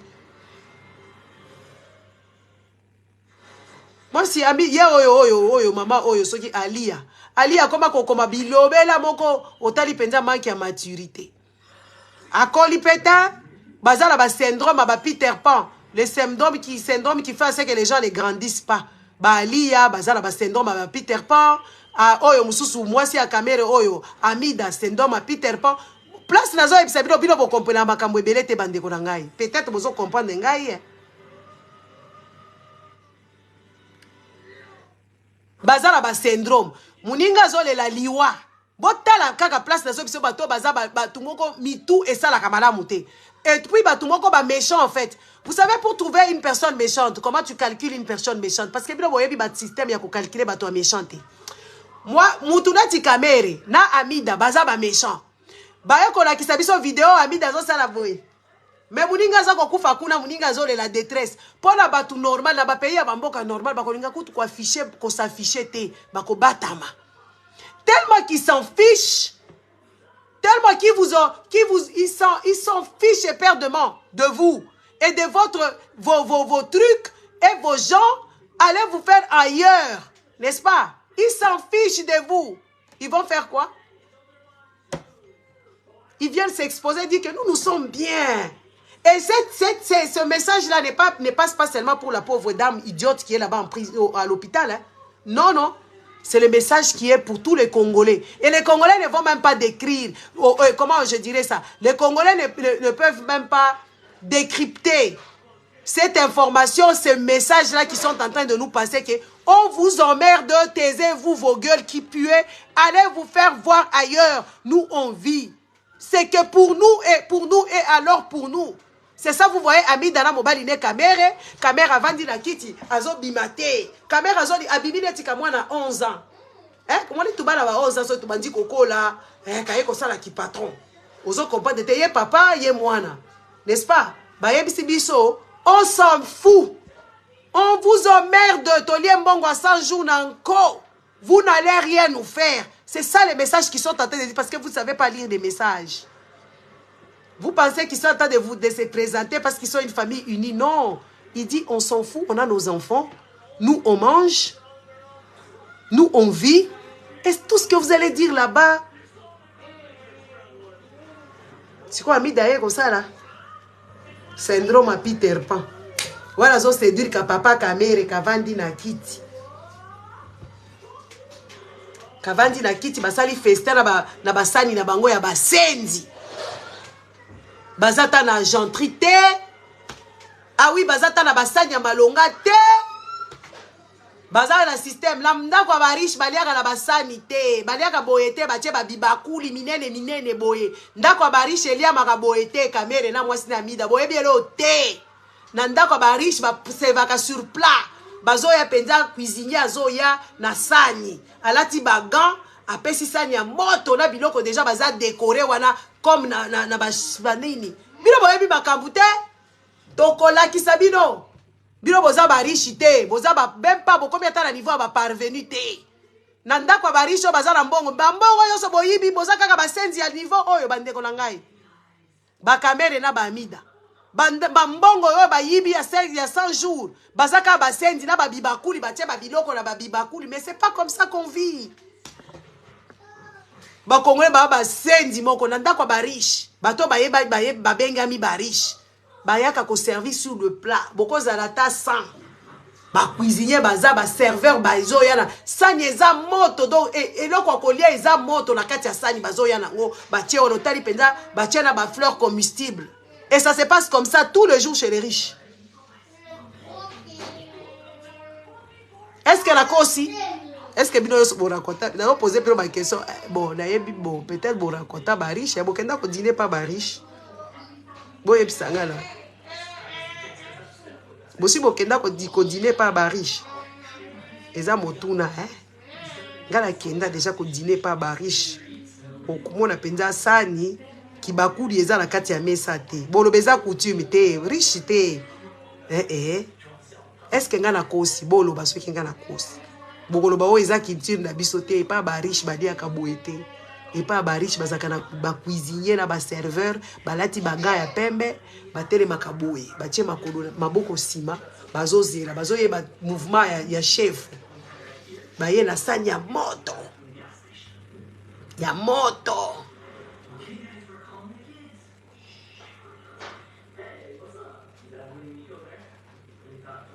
Baye nango na mesa bazo et puis basani nyonso eza identique. Modèle bakokatela soki ba côtelette d'agneau nyonso eza identique. Forme moko bachango ndenge moko sani moto. Baye nango penza cha ba déposer ngo penza na respect sans ko déranger tozo loba kuna ba déposer ngo na discrétion nyonso avec beaucoup de respect. Bazo déposer basani okuta ba argenterie ya solo kuti penza ba porcelaine. Oh ba sendi oh ya ba mida oh ba sendi oh ya ba indien baza salite bien de bozo mona ba mida voilà tia oyi ke bo pesa nga nervosité ba mida ba sendi ya ba indien ba vanda na fulu ba indien baza salite à niveau ba indien si tu bata ba indien baza na ba Congo wana ba to fulu ya bozo mona mida soka lingia bima naturalité oui il faut kaka ami pota po bima bien to yeba ni bandeko. Basendi ya ba indien ba mida wana basendi Ba India bazaka ba sendi congolais. Et là on nyonso congolais bi ko ta la beauté te. Amida wana zape belité. Azande elle se soigne. Et puis bilopo eloko nyonso eza ya pembe eza kitoko. Te bandeko. Bocha ye ka modèle azalaka wana.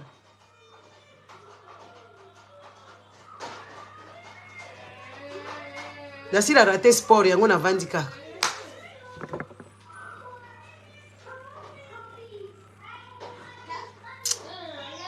Donc Kanda, c'était les retours aujourd'hui.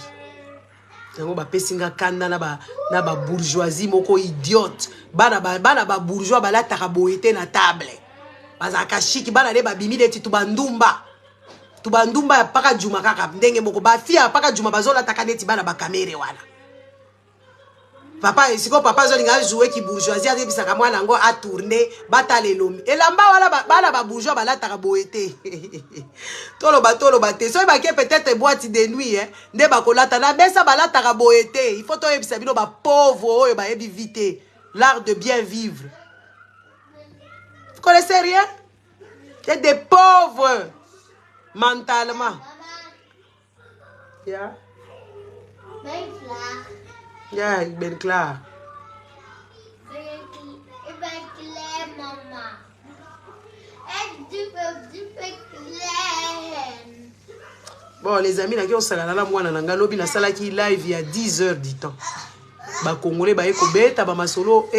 Allez vous abonner sur le TikTok là-bas. Allez vous abonner sur TikTok. Vous allez voir comment est-ce que les gens sont malades. Vous allez voir comment est-ce que les Congolais ont des problèmes. Des problèmes très sérieux. Nga lobi ba menace nga bandeko na ngai menace moko na ebisio nga pe na beti bango menace nga kutu na uti mbila aw menace ya niveau ba maltraitant yo ka me ne ma kusala la gate oui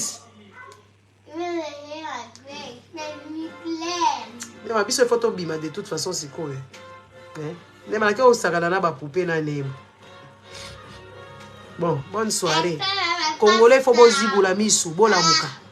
Batu wala ba senza ta bachilo mo bazaka la ba système ba kibakuli. Ba cheta kifufu a munene. Kutu ya chilo mo bakata kango ba bulu te ba komo chepenza shima o ya munene o ya bulu. De chilo mo azokata ye moko na nzete. Azokata na nzete azolia ba madesu na ba saka madesu azolia ba mbambwa azolia ba nyoso tu wala ba mbwango siko kata ye ndenge nini na kibourgeoisie. Ole bazala bango kana système ya ba kibakuli ba chilombo wana ba kokata ba mbwa kokata ndenge dilo kata côtelette de mbwa to kokata côtelette de quoi bato baliaka ba mbwa to tuna nanu bino po bo expliquer biso hein ba yebi na bango elo te ba kokoma ka pété parce que ça bien malaki parce que ça biloko bazo welisa ba yebi l'art de bien vivre te bakoko kaka ngo pété et simba te muto aliaka siko babiloko ya ba bouger zaka babiloko ante ya mukie et kotio déjà na lo babandaka na apéro ate pa na ngala bandaka so da idalia na bandana apéro ouais naza ba biscuit na ba biscotte na ngaya ba apéro na bandi apéro aya na journée na bandi penza apéro na bandaka ba 15h 16h apéro des mois apéro na nga après Zeli awa soupe na ngai moi soupe leti j'ai un peu froid na beli moi soupe na ngai na sina sali soupe na ngai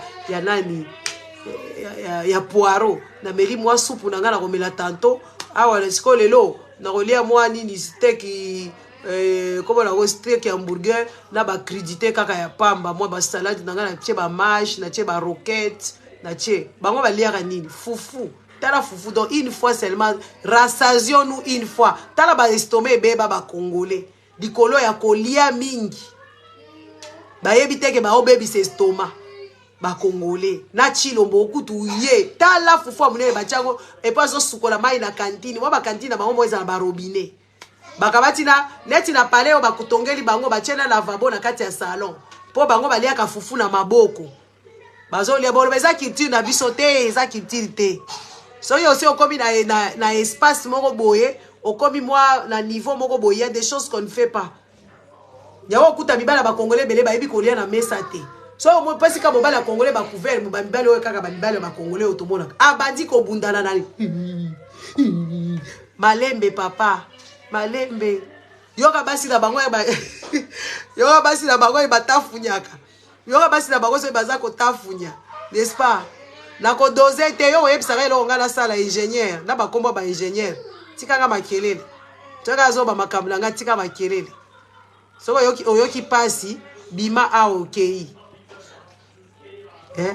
siko basi na bango siko yoka bango modèle batafunyaka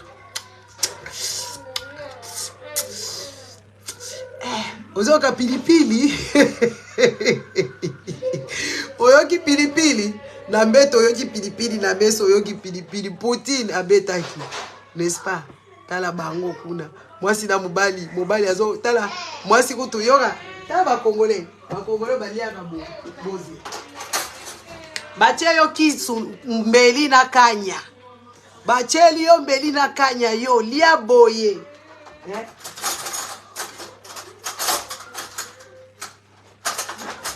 bapesi yo mbeli na kanya il faut olia boye yoka bango omona kaka oyo interesaka bango te bakozwa kaka invite ka congolais na ndako na yoko yoka susi ngala yoka susi na biseigneur o bato adela yoka posa na benga na bango ngali ka ko invite bato awe pala gate ba congolais belé soko badi ko invite ka ba congolais na ndako loko yoka susi sikyo so za mitikile so yebi makambo bango ba comprendre te o check ka ba cheli yo ba couvert ça veut dire tu manges avec le deux l'autre ici l'autre là-bas o mala pe beti pe boy bon soko za gaucher peut-être o mala penza mutu mubimba beti penza boy pourquoi on lia boy parce que awa eza côté boy soko eza côté boy directement eza côté boy hein Congolais, benga yeka na ndako na sala mesa bien, ponga na sala mesa bien et puis moi j'ai fait sur plat. J'aime pas des choses là de commencer à faire des boules, des foufou kochango voilà et tout ça. Oh yoka ebo. Hein? Tala. Et puis era gocha. Nala longola ta kanyango la munoko te abandi déjà komache mais maman ekozokisa yote. Kiti ça? Hein? Loka ngwelenge.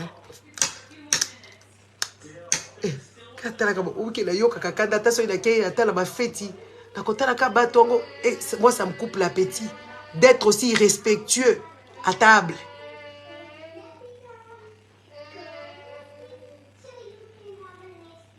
D'être respectueux à table. Bonsoir papa Omben. Hein? Giorgio Enzo osala wapi po mona makamu ozotala bango ozokomprendre te bandeko ngala kenda place moko boye nakuti mwana penza zolia pat na kati ya kikalungu na mesa oh na kamwa wala na kolwezi na kei quelque part ça faisait longtemps tokutani te kikalungu obali kikalungu ba bikalungu oyo ezaka pe ba bikalungu bien tempano obi kikalungu oyo ya ba congolais wale ezaka ba kikalungu moko ezika ezala ba couche moko boy soki ya ba mafuta wala ya ba makala ezika gros bisous à toi moi na biso moko pe ayaki wala lobby basala ye makambu ya mabe ya kosakana te ya ayaki pe ko témoigner lobby. OK, gros bisous, j'ai pas fait attention hein. J'ai pas fait attention. Gros bisous, je vois maintenant. Je vois. Moi la biso pa ya kiawa. Moi la biso oyo. Giorgio Enzo. Moi la oyo babengisi na poto bandeko na ngai. Je relate un peu ton histoire tout doucement parce que j'allais faire du sport mais je suis en retard. Bandeko. Moi la biso oyo, maman na ya kufa. Azaka na 2 ans. Koko na yoki mawa ebisi papa na bi bébé oza mwana muke yo poza kaka jeune tika kaka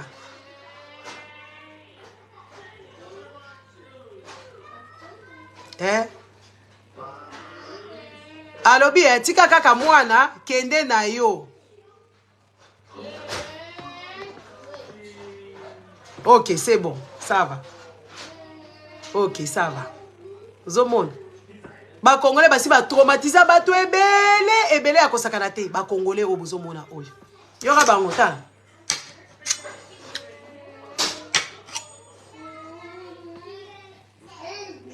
Bazolia boy. Qu'est-ce qu'on attend là bas quand on a ba fête katanga petit. Bimé bazo ça ni. Ba chelio boye, lia boye. Lia boye à douceur.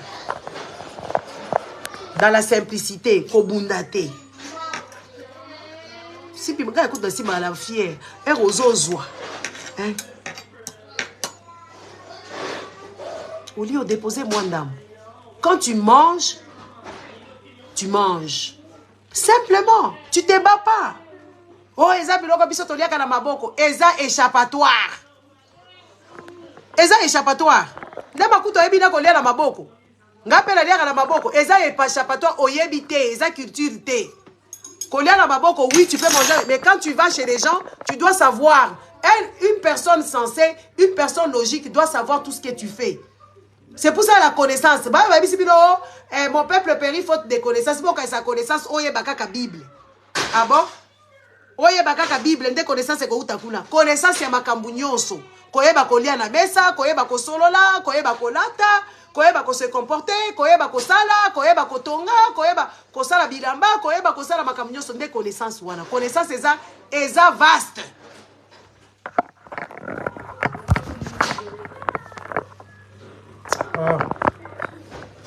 Connaissance c'est vaste.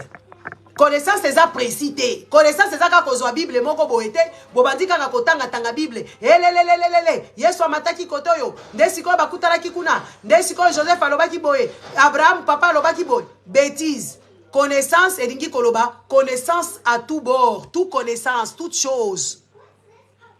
Kozala curieux.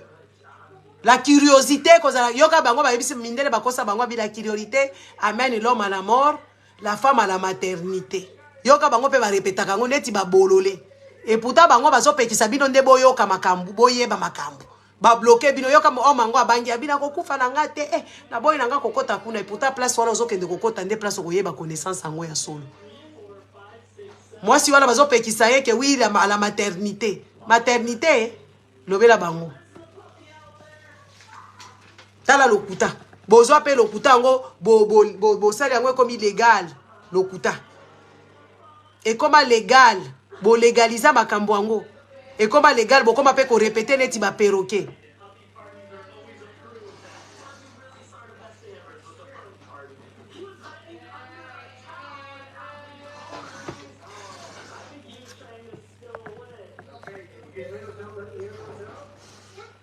Yoka ba réflexion ba bizengi mususu zela attends.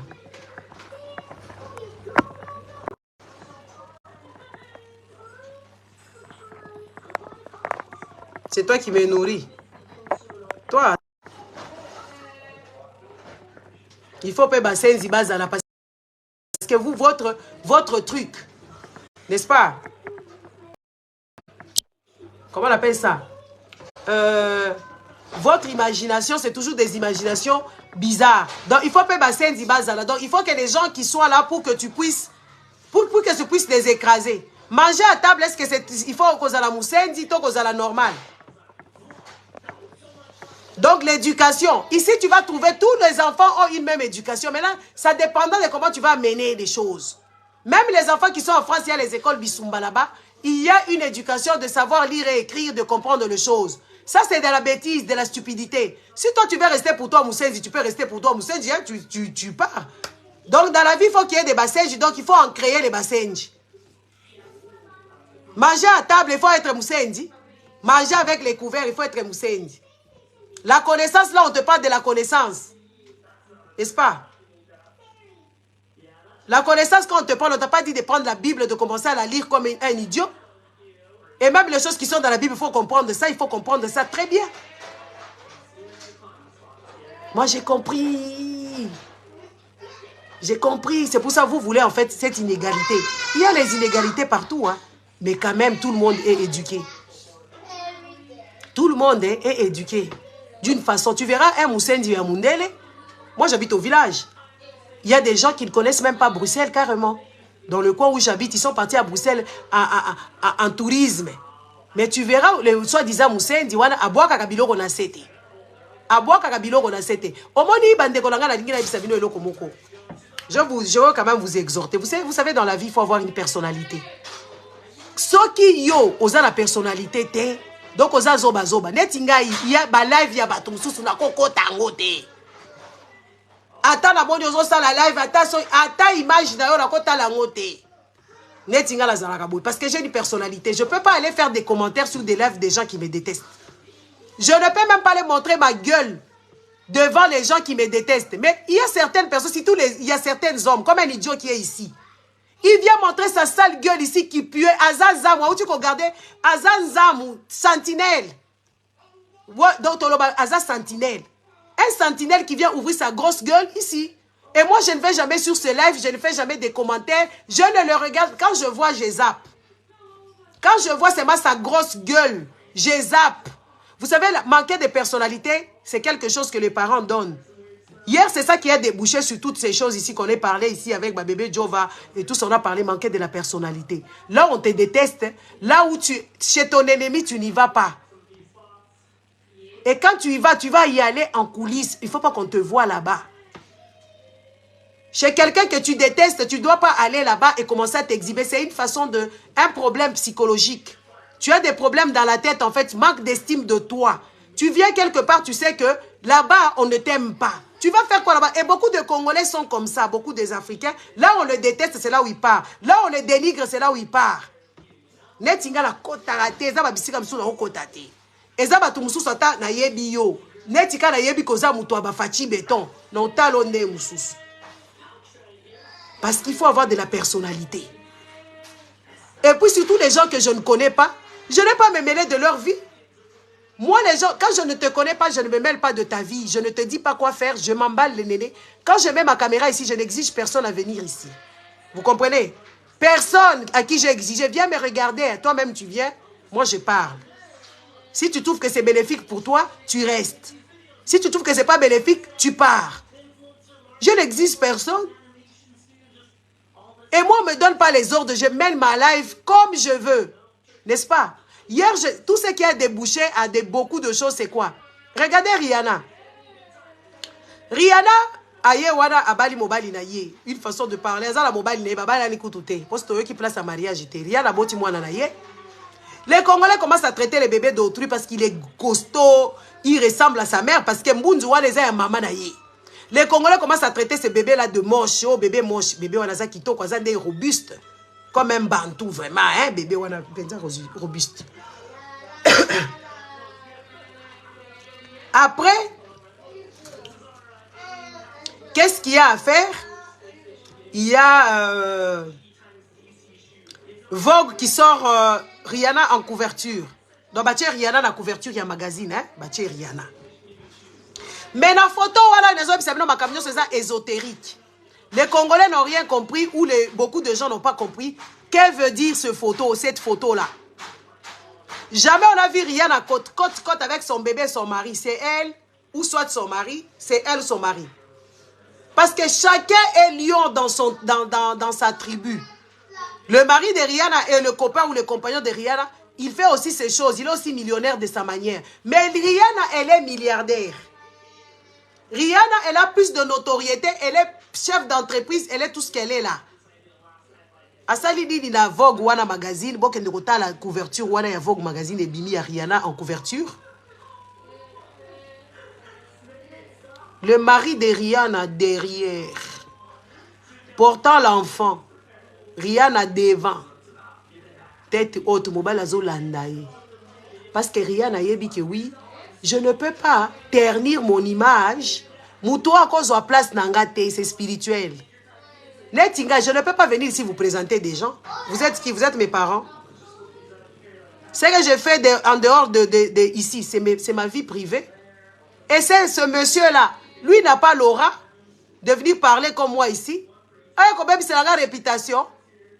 Ou bien il y a une place. Parce que les Congolais ne sont pas rapport à Mibali. Nzambe pambolanga mobali nangai. Nzambe pambolanga mobali nangai. Obani nati papa Zorobile. Asali livre na maman basa wazo sa la promotion. Azo sa les promotions pour ayebi ke oui eloko wana eza eloko ya batu nyonso. Est-ce que possible pour moi na badi ko publier bino ba makambo? Quand elle le fait quand ça lui plaît parce qu'elle est spirituelle, lui il est spirituel. Ils sont dans les mêmes combats. Ils sont dans le même combat. Donc, pour vous dire que nous sommes unis dans le même combat, c'est pour ça papa wana yaka kokota na makambo ba masao. Sans ça kokota te. Ce qui passe là combat mon côté à kokota te parce que lui il a son appel à lui. Elle a son appel à elle. Dada Massawa confirme moi si je mens. Chacun a bazan mutuna combat na ye. Donc elle bazo kutana wana basolo la makambo ya combat na bango wana e inisa bango. Oh, ngana ye kaka boy na memeli bino mutu awa ke to bandi ko sa des vidéos, bandi to bandi ko lala na ye awa na bisu na bino.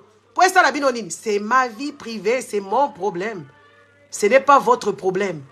Jamais parce que moi ce que je fais c'est mon appel à moi. Eza makamnangai. Makamnanga aza nango très jaloux na ko mema mutu moko boy awa te na bandi ko. E comme ani nyango awa. Et comme il y a ça dans le combat, na yeka ko memela bino mutu moko boye azade na oraté peut-être aza mutu munene nga linga bato mitu minene po ba na ko finga ye et déstabiliser combat nanga jamais de la vie.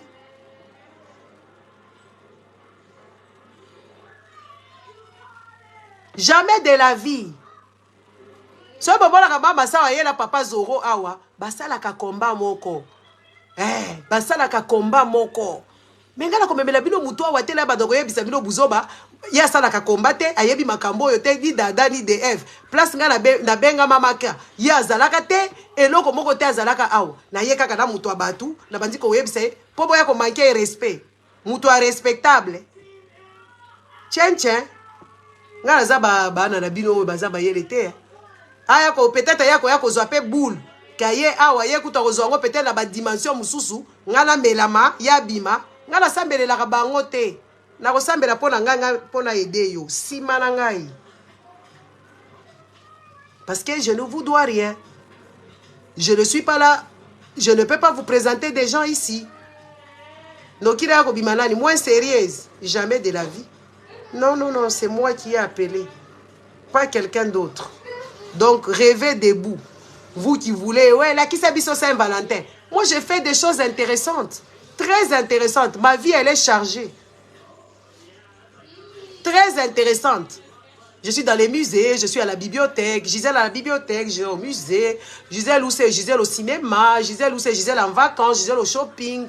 Gisèle au ceci, ou Gisèle au cela. Gisèle fait beaucoup de choses. Tu me nourris? Tu sais ce que je fais dans la vie? Tu sais pas qu'en s'enseignant ici, je fais l'argent. C'est toi qui ne comprends pas les choses. Hein? En m'enseignant ici, je fais l'argent. C'est ce que tu veux savoir. Je travaille ici. Tu ne comprends pas que c'est un travail que je fais ici? Tu as déjà entendu que oui, je n'ai pas payé mon loyer. Ou je n'ai pas le carburant. Tu as déjà entendu ça quelque part? C'est parce que vous êtes idiots. Vous êtes des idiots. C'est pour ça que vous ne comprenez pas. Je ne perds pas mon temps. Je change les vies des gens. Moi, je ne perds pas mon temps. C'est vous qui venez ici à ne rien comprendre, vous perdez votre temps. Si vous voyez que vous perdez votre temps avec moi, ne venez plus ici parce que le temps, c'est l'argent. Ne venez pas ici. Moi, je suis une reine qui a des projets, beaucoup de projets. Beaucoup de projets. Boko sutuka kaka. Yo ko betaka maboko, batu bautaka kisasa. Ok ko kengela bango ozo kengela bango telemi penza bandeko nazo yebisa bino ya solo bandeko langa bozala na dignité eza ba misala mususu eza ya ko présenter batu te misala mususu eza ya ko présenter batu te soko kengela ka ba êtres humains keba ko zala na yo ta fermier o kengela ka ba nyama.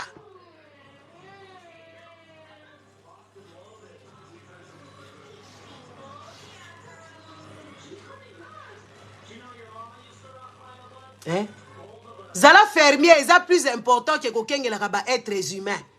Ceux qui osent fermier, tu fais un bon boulot en tant que fermier. Mais si tu es là, tu kengue la kabatu. Ceux qui mutu songo la yo keko kengue la ye. Oza la musala ya tina te. Bande ko botine la ngai ba neni baker. Soko kengue la kabatu, il faut la discret parce que ça normalité. Yo mutu o kengue la kasusu mutu mususu. Bandeko la gai zala discret ko bomba na batama mutu normal akosala musala wana zala na isengo soko za fermier eza bien Parce qu'on peut produire du lait, on peut produire du viande, on peut produire et puis on peut produire. Mais yo kenge la kabato, telemika ozo kenge la batu. Mais bon, voilà, c'est vrai que ça musala me bande konangai. Eza bien te. Topeki si bino musala wala te mezala disque za musala ya honneur te parce que mutu normal oko kenge la muninga mutu te. S'il vous plaît. Mutu fulana ye ok okengeli. Mutu fulana ye ok okengeli. Et puis on filme pe. Mais on peut professionnalité. Oza dangereux, et il faut que les gens mutual a eu problème. Donc la qui sont pas musala na yo hein. O sala ngo pe bien te. Yo zo kenge la bato zo filmer. Est-ce que ça normal? Batongo bazo ko bazo monote ko za bololé. Hein? Bato bazo ko la musala ko kenge la bango. Oza wa zo la kisa biloko kutu batu bazala posa ko mona ngote. Yo boko kutu zo c'est humilier, c'est humiliation. Soki o kenge la kabanyama, oza na dignité. Soki o kenge la kabatu, oza na dignité te. Les amis, ça vous devez enlever ça dans la tête. Vaut mieux que sous la table à toilette pour battre bazo ba maladie te. Au télémikaka boy battre bazo lia bazo mela yo télémikaka. Bande konaga, combien de fois je dois vous dire ça?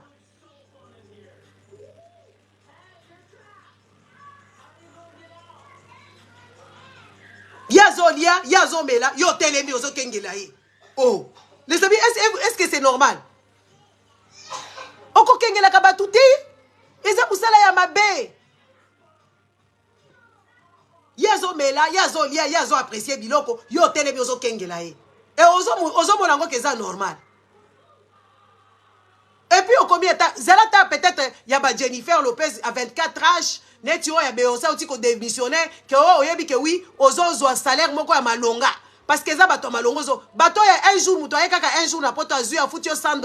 $100 ceux qui $200. Yo kaliso za la musala. Oh, eza musala sonit. Ya ko kengela ka bato. Bato ngo ka bato moko boye ka bazangi tina. Bato be miyibi o bazangi tina bato moko bafuta ko ba $100, ba $200 po bongi te. Tomoni yo na Porsche te, tomoni yo na Tesla te, tomoni yo kaka modèle oza salité wana ba mande fois salité, poso salité, on dirait vendre rappeler na poto te. Oza kaka bololé boy. Oh, là ba bilamba moko bizarre. Oyebi ata koloba te, oza kutu na ba problème ya prononciation, oza na ba problème ceux qui a nini boy. Na ba tongo bazwa kayo baza penza ba bololé kaneti yo, effectivement tu gardes les bololés comme toi. C'est pas un bon métier. Il y a des beaux métiers qui sont ata aide-soignante, même mieux tu soignes les êtres humains, tu le soignes pour qu'ils restent en vie. Mais toi tu gardes les gens qui vont faire la fête. Et toi, tu ne fais pas la fête. Ça devait t'interpeller. Ça doit t'interpeller. Tu dois vite économiser et quitter ce boulot. Je suis en train de te coacher, toi, idiot, là. Je suis en train de te coacher. Tu dois cesser ce boulot-là. Tu dois vite prendre l'argent et faire autre chose. Parce que garder les êtres humains, ce n'est pas honorable. Tu peux garder les animaux, c'est bien. Si tu gardes les animaux, c'est bien. Mais garder les êtres humains qui font la fête, ce n'est pas logique. Mais oh non, c'est dénigrant, c'est quand même dévalorisant.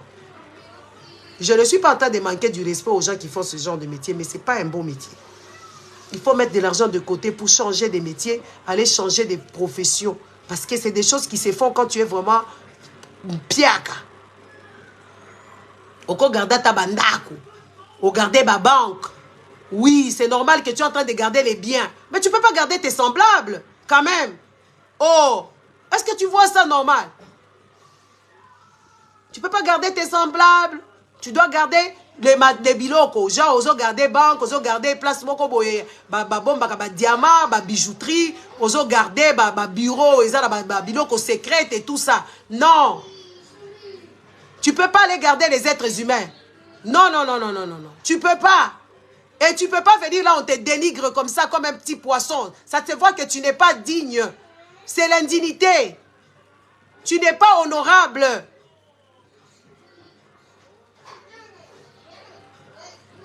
Tu n'es pas honorable. Et tes menaces à 2 balles, ça n'en vaut pas la peine. Moi et toi, on verra, on va se retrouver là, on va se retrouver, tu verras. Et tu verras, parce que tu es con et tu connais rien. Moi, je t'ai jamais cherché, moi, je viens jamais à tes lives. J'ai jamais pris tes photos ou quoi que ce soit, t'es affiché. Hein? C'est toi. Attention. Fais attention. Tu me connais pas bien. Tu n'as pas vu que moi, je suis pas comme les autres. Moi, je suis spécial. Je suis extraordinaire. Attention.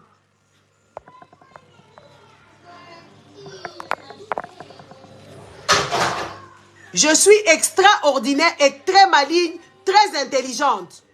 Si tu as joué avec les autres, moi, je vais te finir. Je vais te finir. Et ce n'est pas moi qui va te finir. C'est l'État qui va te finir. Tu comprends? L'État va te finir, pas moi. Parce que moi, je ne règle pas les problèmes comme ça. Je règle le problème. Kuna musika, tout le baninga na bazai koya abaya kalisusu te parce que to samba na bango, bakanga minoko na bango. Tu comprends?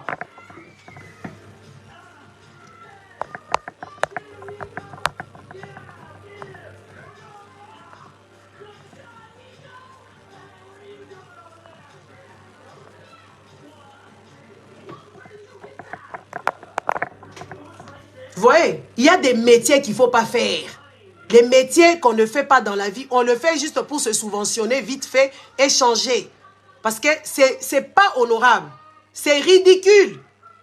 Et il ne faut pas exposer ces genres de métiers. Quand tu les fais, c'est juste pour mettre l'argent de côté, vite, vite, vite fait. Tu changes. Tu ne peux pas garder les semblables. Ça ne se fait pas. Ça ne se fait pas. C'est parce que vous avez perdu. Il y a des gens qui n'ont pas été éduqués chez leurs parents. Et c'est normal. Donc, papa, il y a musala ya buzoba. Il y a komika na musala buzoba. Quand le lenge wala, azo linga kutu ko changer pour dignité. Hein, comme matale veulent à changer de nini. Vous comprenez? Donc, détrompe-toi. Détrompe-toi. Tu es le dernier des derniers idiots que je n'ai jamais rencontrés. Tu vois, tu cherches des problèmes. Tu vas trouver des problèmes avec moi. Toi, tu ne me connais pas. Tu vas chercher des problèmes avec moi. Toi, tu vas aller avec moi très loin. On va aller très loin. Okoya koloba awa yo moko modena ko sala yo. Makasi na yo wala loba koko beta ngai na banze ko sila yo na place ba ko chayo. Moi je connais la loi, très bien la loi. Moi je te provoque pas. Moi je ne te cite pas. Je ne viens pas à tes lives. Je ne t'ai jamais dénigré, idiot que tu es. Mais sache que moi et toi, on va arriver là où il ne faut pas arriver. Très loin. Je suis calme. Je t'ai laissé combien d'années? Combien d'années je t'ai laissé? Mais sache que toi et moi, toko na potopoto, yoko tika na potopoto. Tu ne connais pas la loi, toi, hein? Je pense que tu ne connais pas la loi. Ah, tu ne connais pas la loi, hein? Tu vas apprendre à la connaître, la loi. Tu vas la connaître, je vais te faire connaître. Tu vas savoir écrire, c'est quoi écrire une lettre. Envoyer ça chez ton avocat, tu vas apprendre. Mets un peu d'argent de côté, hein. Mets l'argent de côté. Parce que je vais te faire apprendre. Tu vas apprendre à lire et à écrire. Moi, je te dis, tu vas apprendre à lire et à bien écrire. Et à comprendre ce que tu écris. Parce que tu ne connais pas. Tu vois, ici, il y a tout le temps, il y a des papiers, des choses. Moi, je vais t'apprendre l'administration et t'apprendre la justice. C'est ce que tu vas savoir. Je ne t'ai jamais menacé. Je n'ai jamais cité ton nom. Je ne te connais ni d'Adam ni d'Ève. Tu m'as insulté, faire des vidéos en m'insultant. Je n'ai jamais fait une vidéo pour toi. C'est toi qui viens ici faire les boucons. Mais sache que tout, Nazatala nini boena, phare de Mobimba, à ton nom, toi.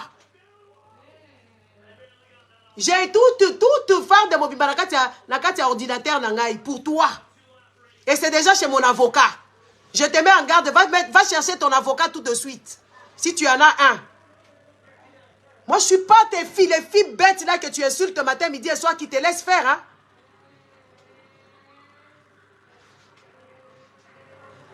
Moi, je ne suis pas les filles bêtes que tu sautes. Moi, je suis la personne que tu peux garder aussi. Et je vais te payer. Bien même. Et tu vas aller loin avec moi. Tes menaces de mort, les dénigrements, l'harcèlement. Oh, toi, tu ne connais pas combien de chefs d'accusation tu auras, toi. Hein? Tu ne connais pas combien de chefs d'accusation tu auras. Va chercher ton avocat vite fait. Tant qu'on y est. Les amis, je vous laisse. Va chercher ton avocat. Si tu en as un. Si tu n'en as pas, va en chercher un. Peut-être. Parce que tu penses qu'ici on est dans la jungle. Tu n'as pas compris. Tu es en Europe, tu n'as rien compris. Moi, j'ai compris l'Europe. J'ai compris le blanc. Toi, tu n'as pas compris. Et beaucoup de Congolais n'ont pas compris.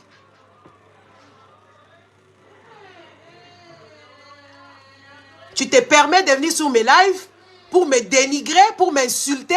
Moi, tu ne me vois jamais sur tes lives, espèce d'idiot. Est-ce que tu comprends même ce que je dis en français parce que tu ne parles pas français, idiot que tu es?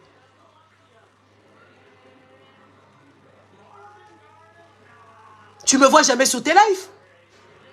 Tu ne me vois jamais sur tes publications. Même faire un commentaire, ça ne m'intéresse pas parce que tu ne vaux rien. Rien du tout alors. Tu ne vaux rien, tu es nul à chier. Mais sache que dossier na yo tala munene nazalango aw. Yo, tokodo kisa yo. Oko regretter. Na banzi oko lapa, oko continuer na ba fi o finga kawana matin, midi et soir que tu as sauté. Pas moi, hein. Tu connais pas la loi, hein?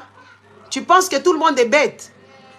Moi, je ne suis pas parmi les bêtes. Moi, je suis la crème des crèmes. Je ne suis pas bête, ni illettrée, ni randonneuse, ni quoi que ce soit. Je suis très élevée, mentalement, intelligemment et tout ce qui en suit. Je suis en train de te mettre puce à l'oreille. Je te mets la puce à l'oreille. Tu comprends? C'est ce que je suis en train de faire ici.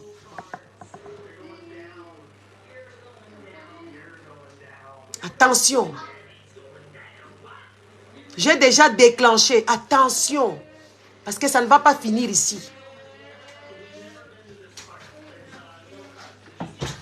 Attention. Je connais là où tu fais les sports. Je connais là où tu gardes les gens la nuit. Je connais même ton nom.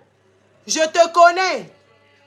Ton nom, je connais ton nom. Tout, je connais. Mais toi, tu ne connais pas mon nom, hein. Tu m'affiches dans tes imbécilités comme si tu me connaissais, comme si tu m'as déjà vu, toi. Est-ce que moi, je fréquente le même milieu que toi? On a élevé les petits cochons ensemble? Espèce d'abruti. Crétin que tu es. Tu m'affiches dans tes imbécilités à la con. Cherche ta visibilité à toi. Est-ce que tu m'as déjà vu te mettre en miniature? Ou même parler de toi? Même citer ton nom, c'est lourd parce que tu ne vaux pas. Tu es rien.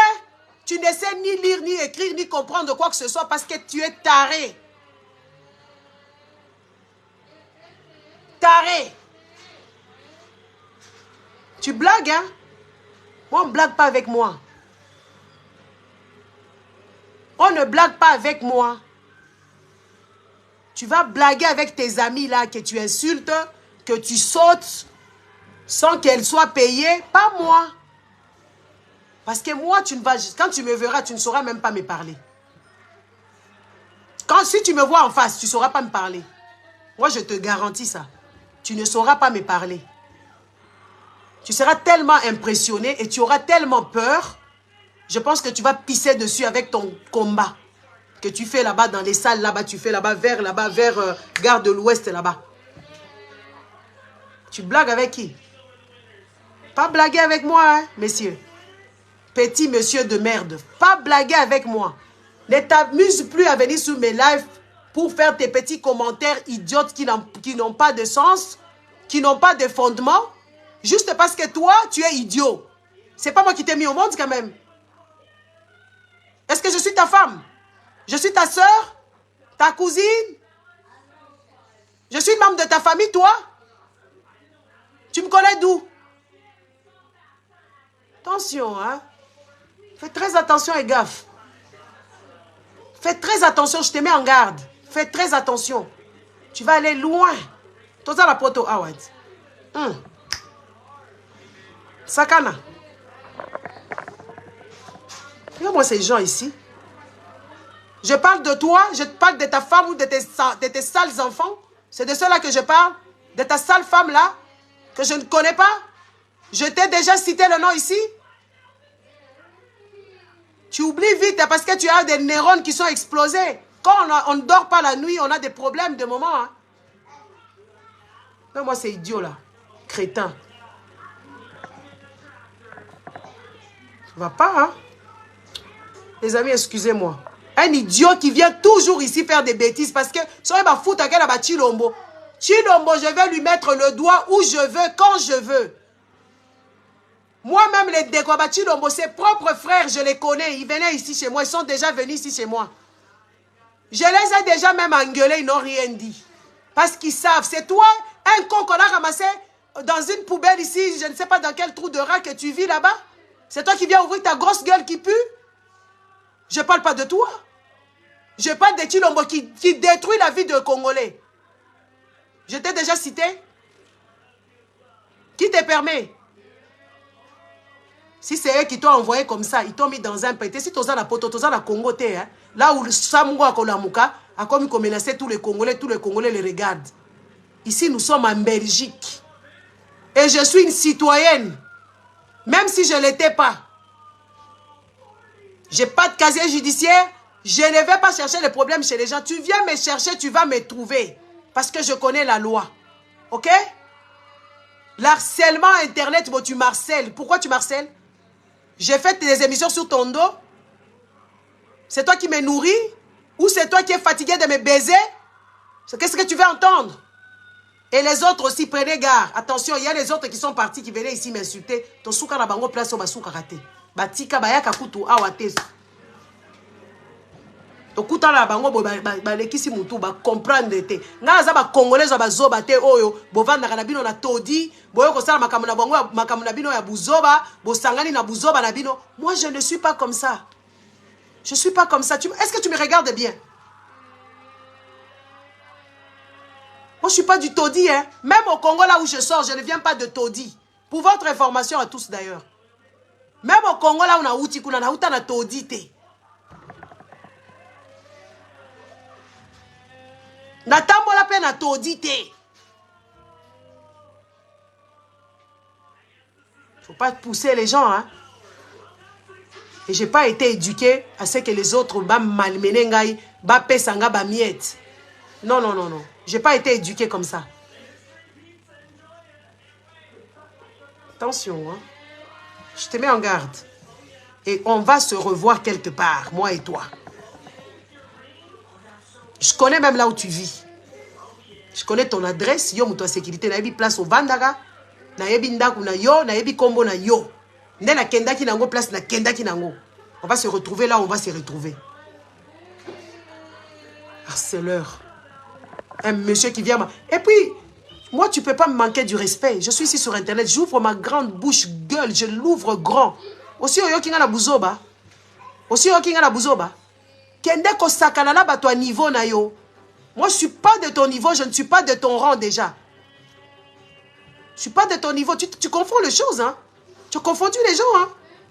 Oh. Alors quoi? Tu as confondu des gens. Enlève-moi de ton bouquin là où je ne sais pas si tu as un carnet ou quoi. Enlève-moi de ça. Enlève-moi de ton cerveau qui est le cerveau d'un moineau, d'un poisson. Pour le cerveau à poisson, ça a dit banga na kati. Sors-moi de ton cerveau idiot que tu es. Mets-moi encore sur tes histoires. Parce que la si na ligne là au boule. Oso comprendre que na ligne là au boule. Na ligne là au boule kala. Nazai kotala yo kaka na yo tala yo kana bi tipo azo continuer kaka zoba o azo continuer kaka oza tellement zoba boyebi ata ba loi te. Qu'est-ce que tu fais, c'est illégal.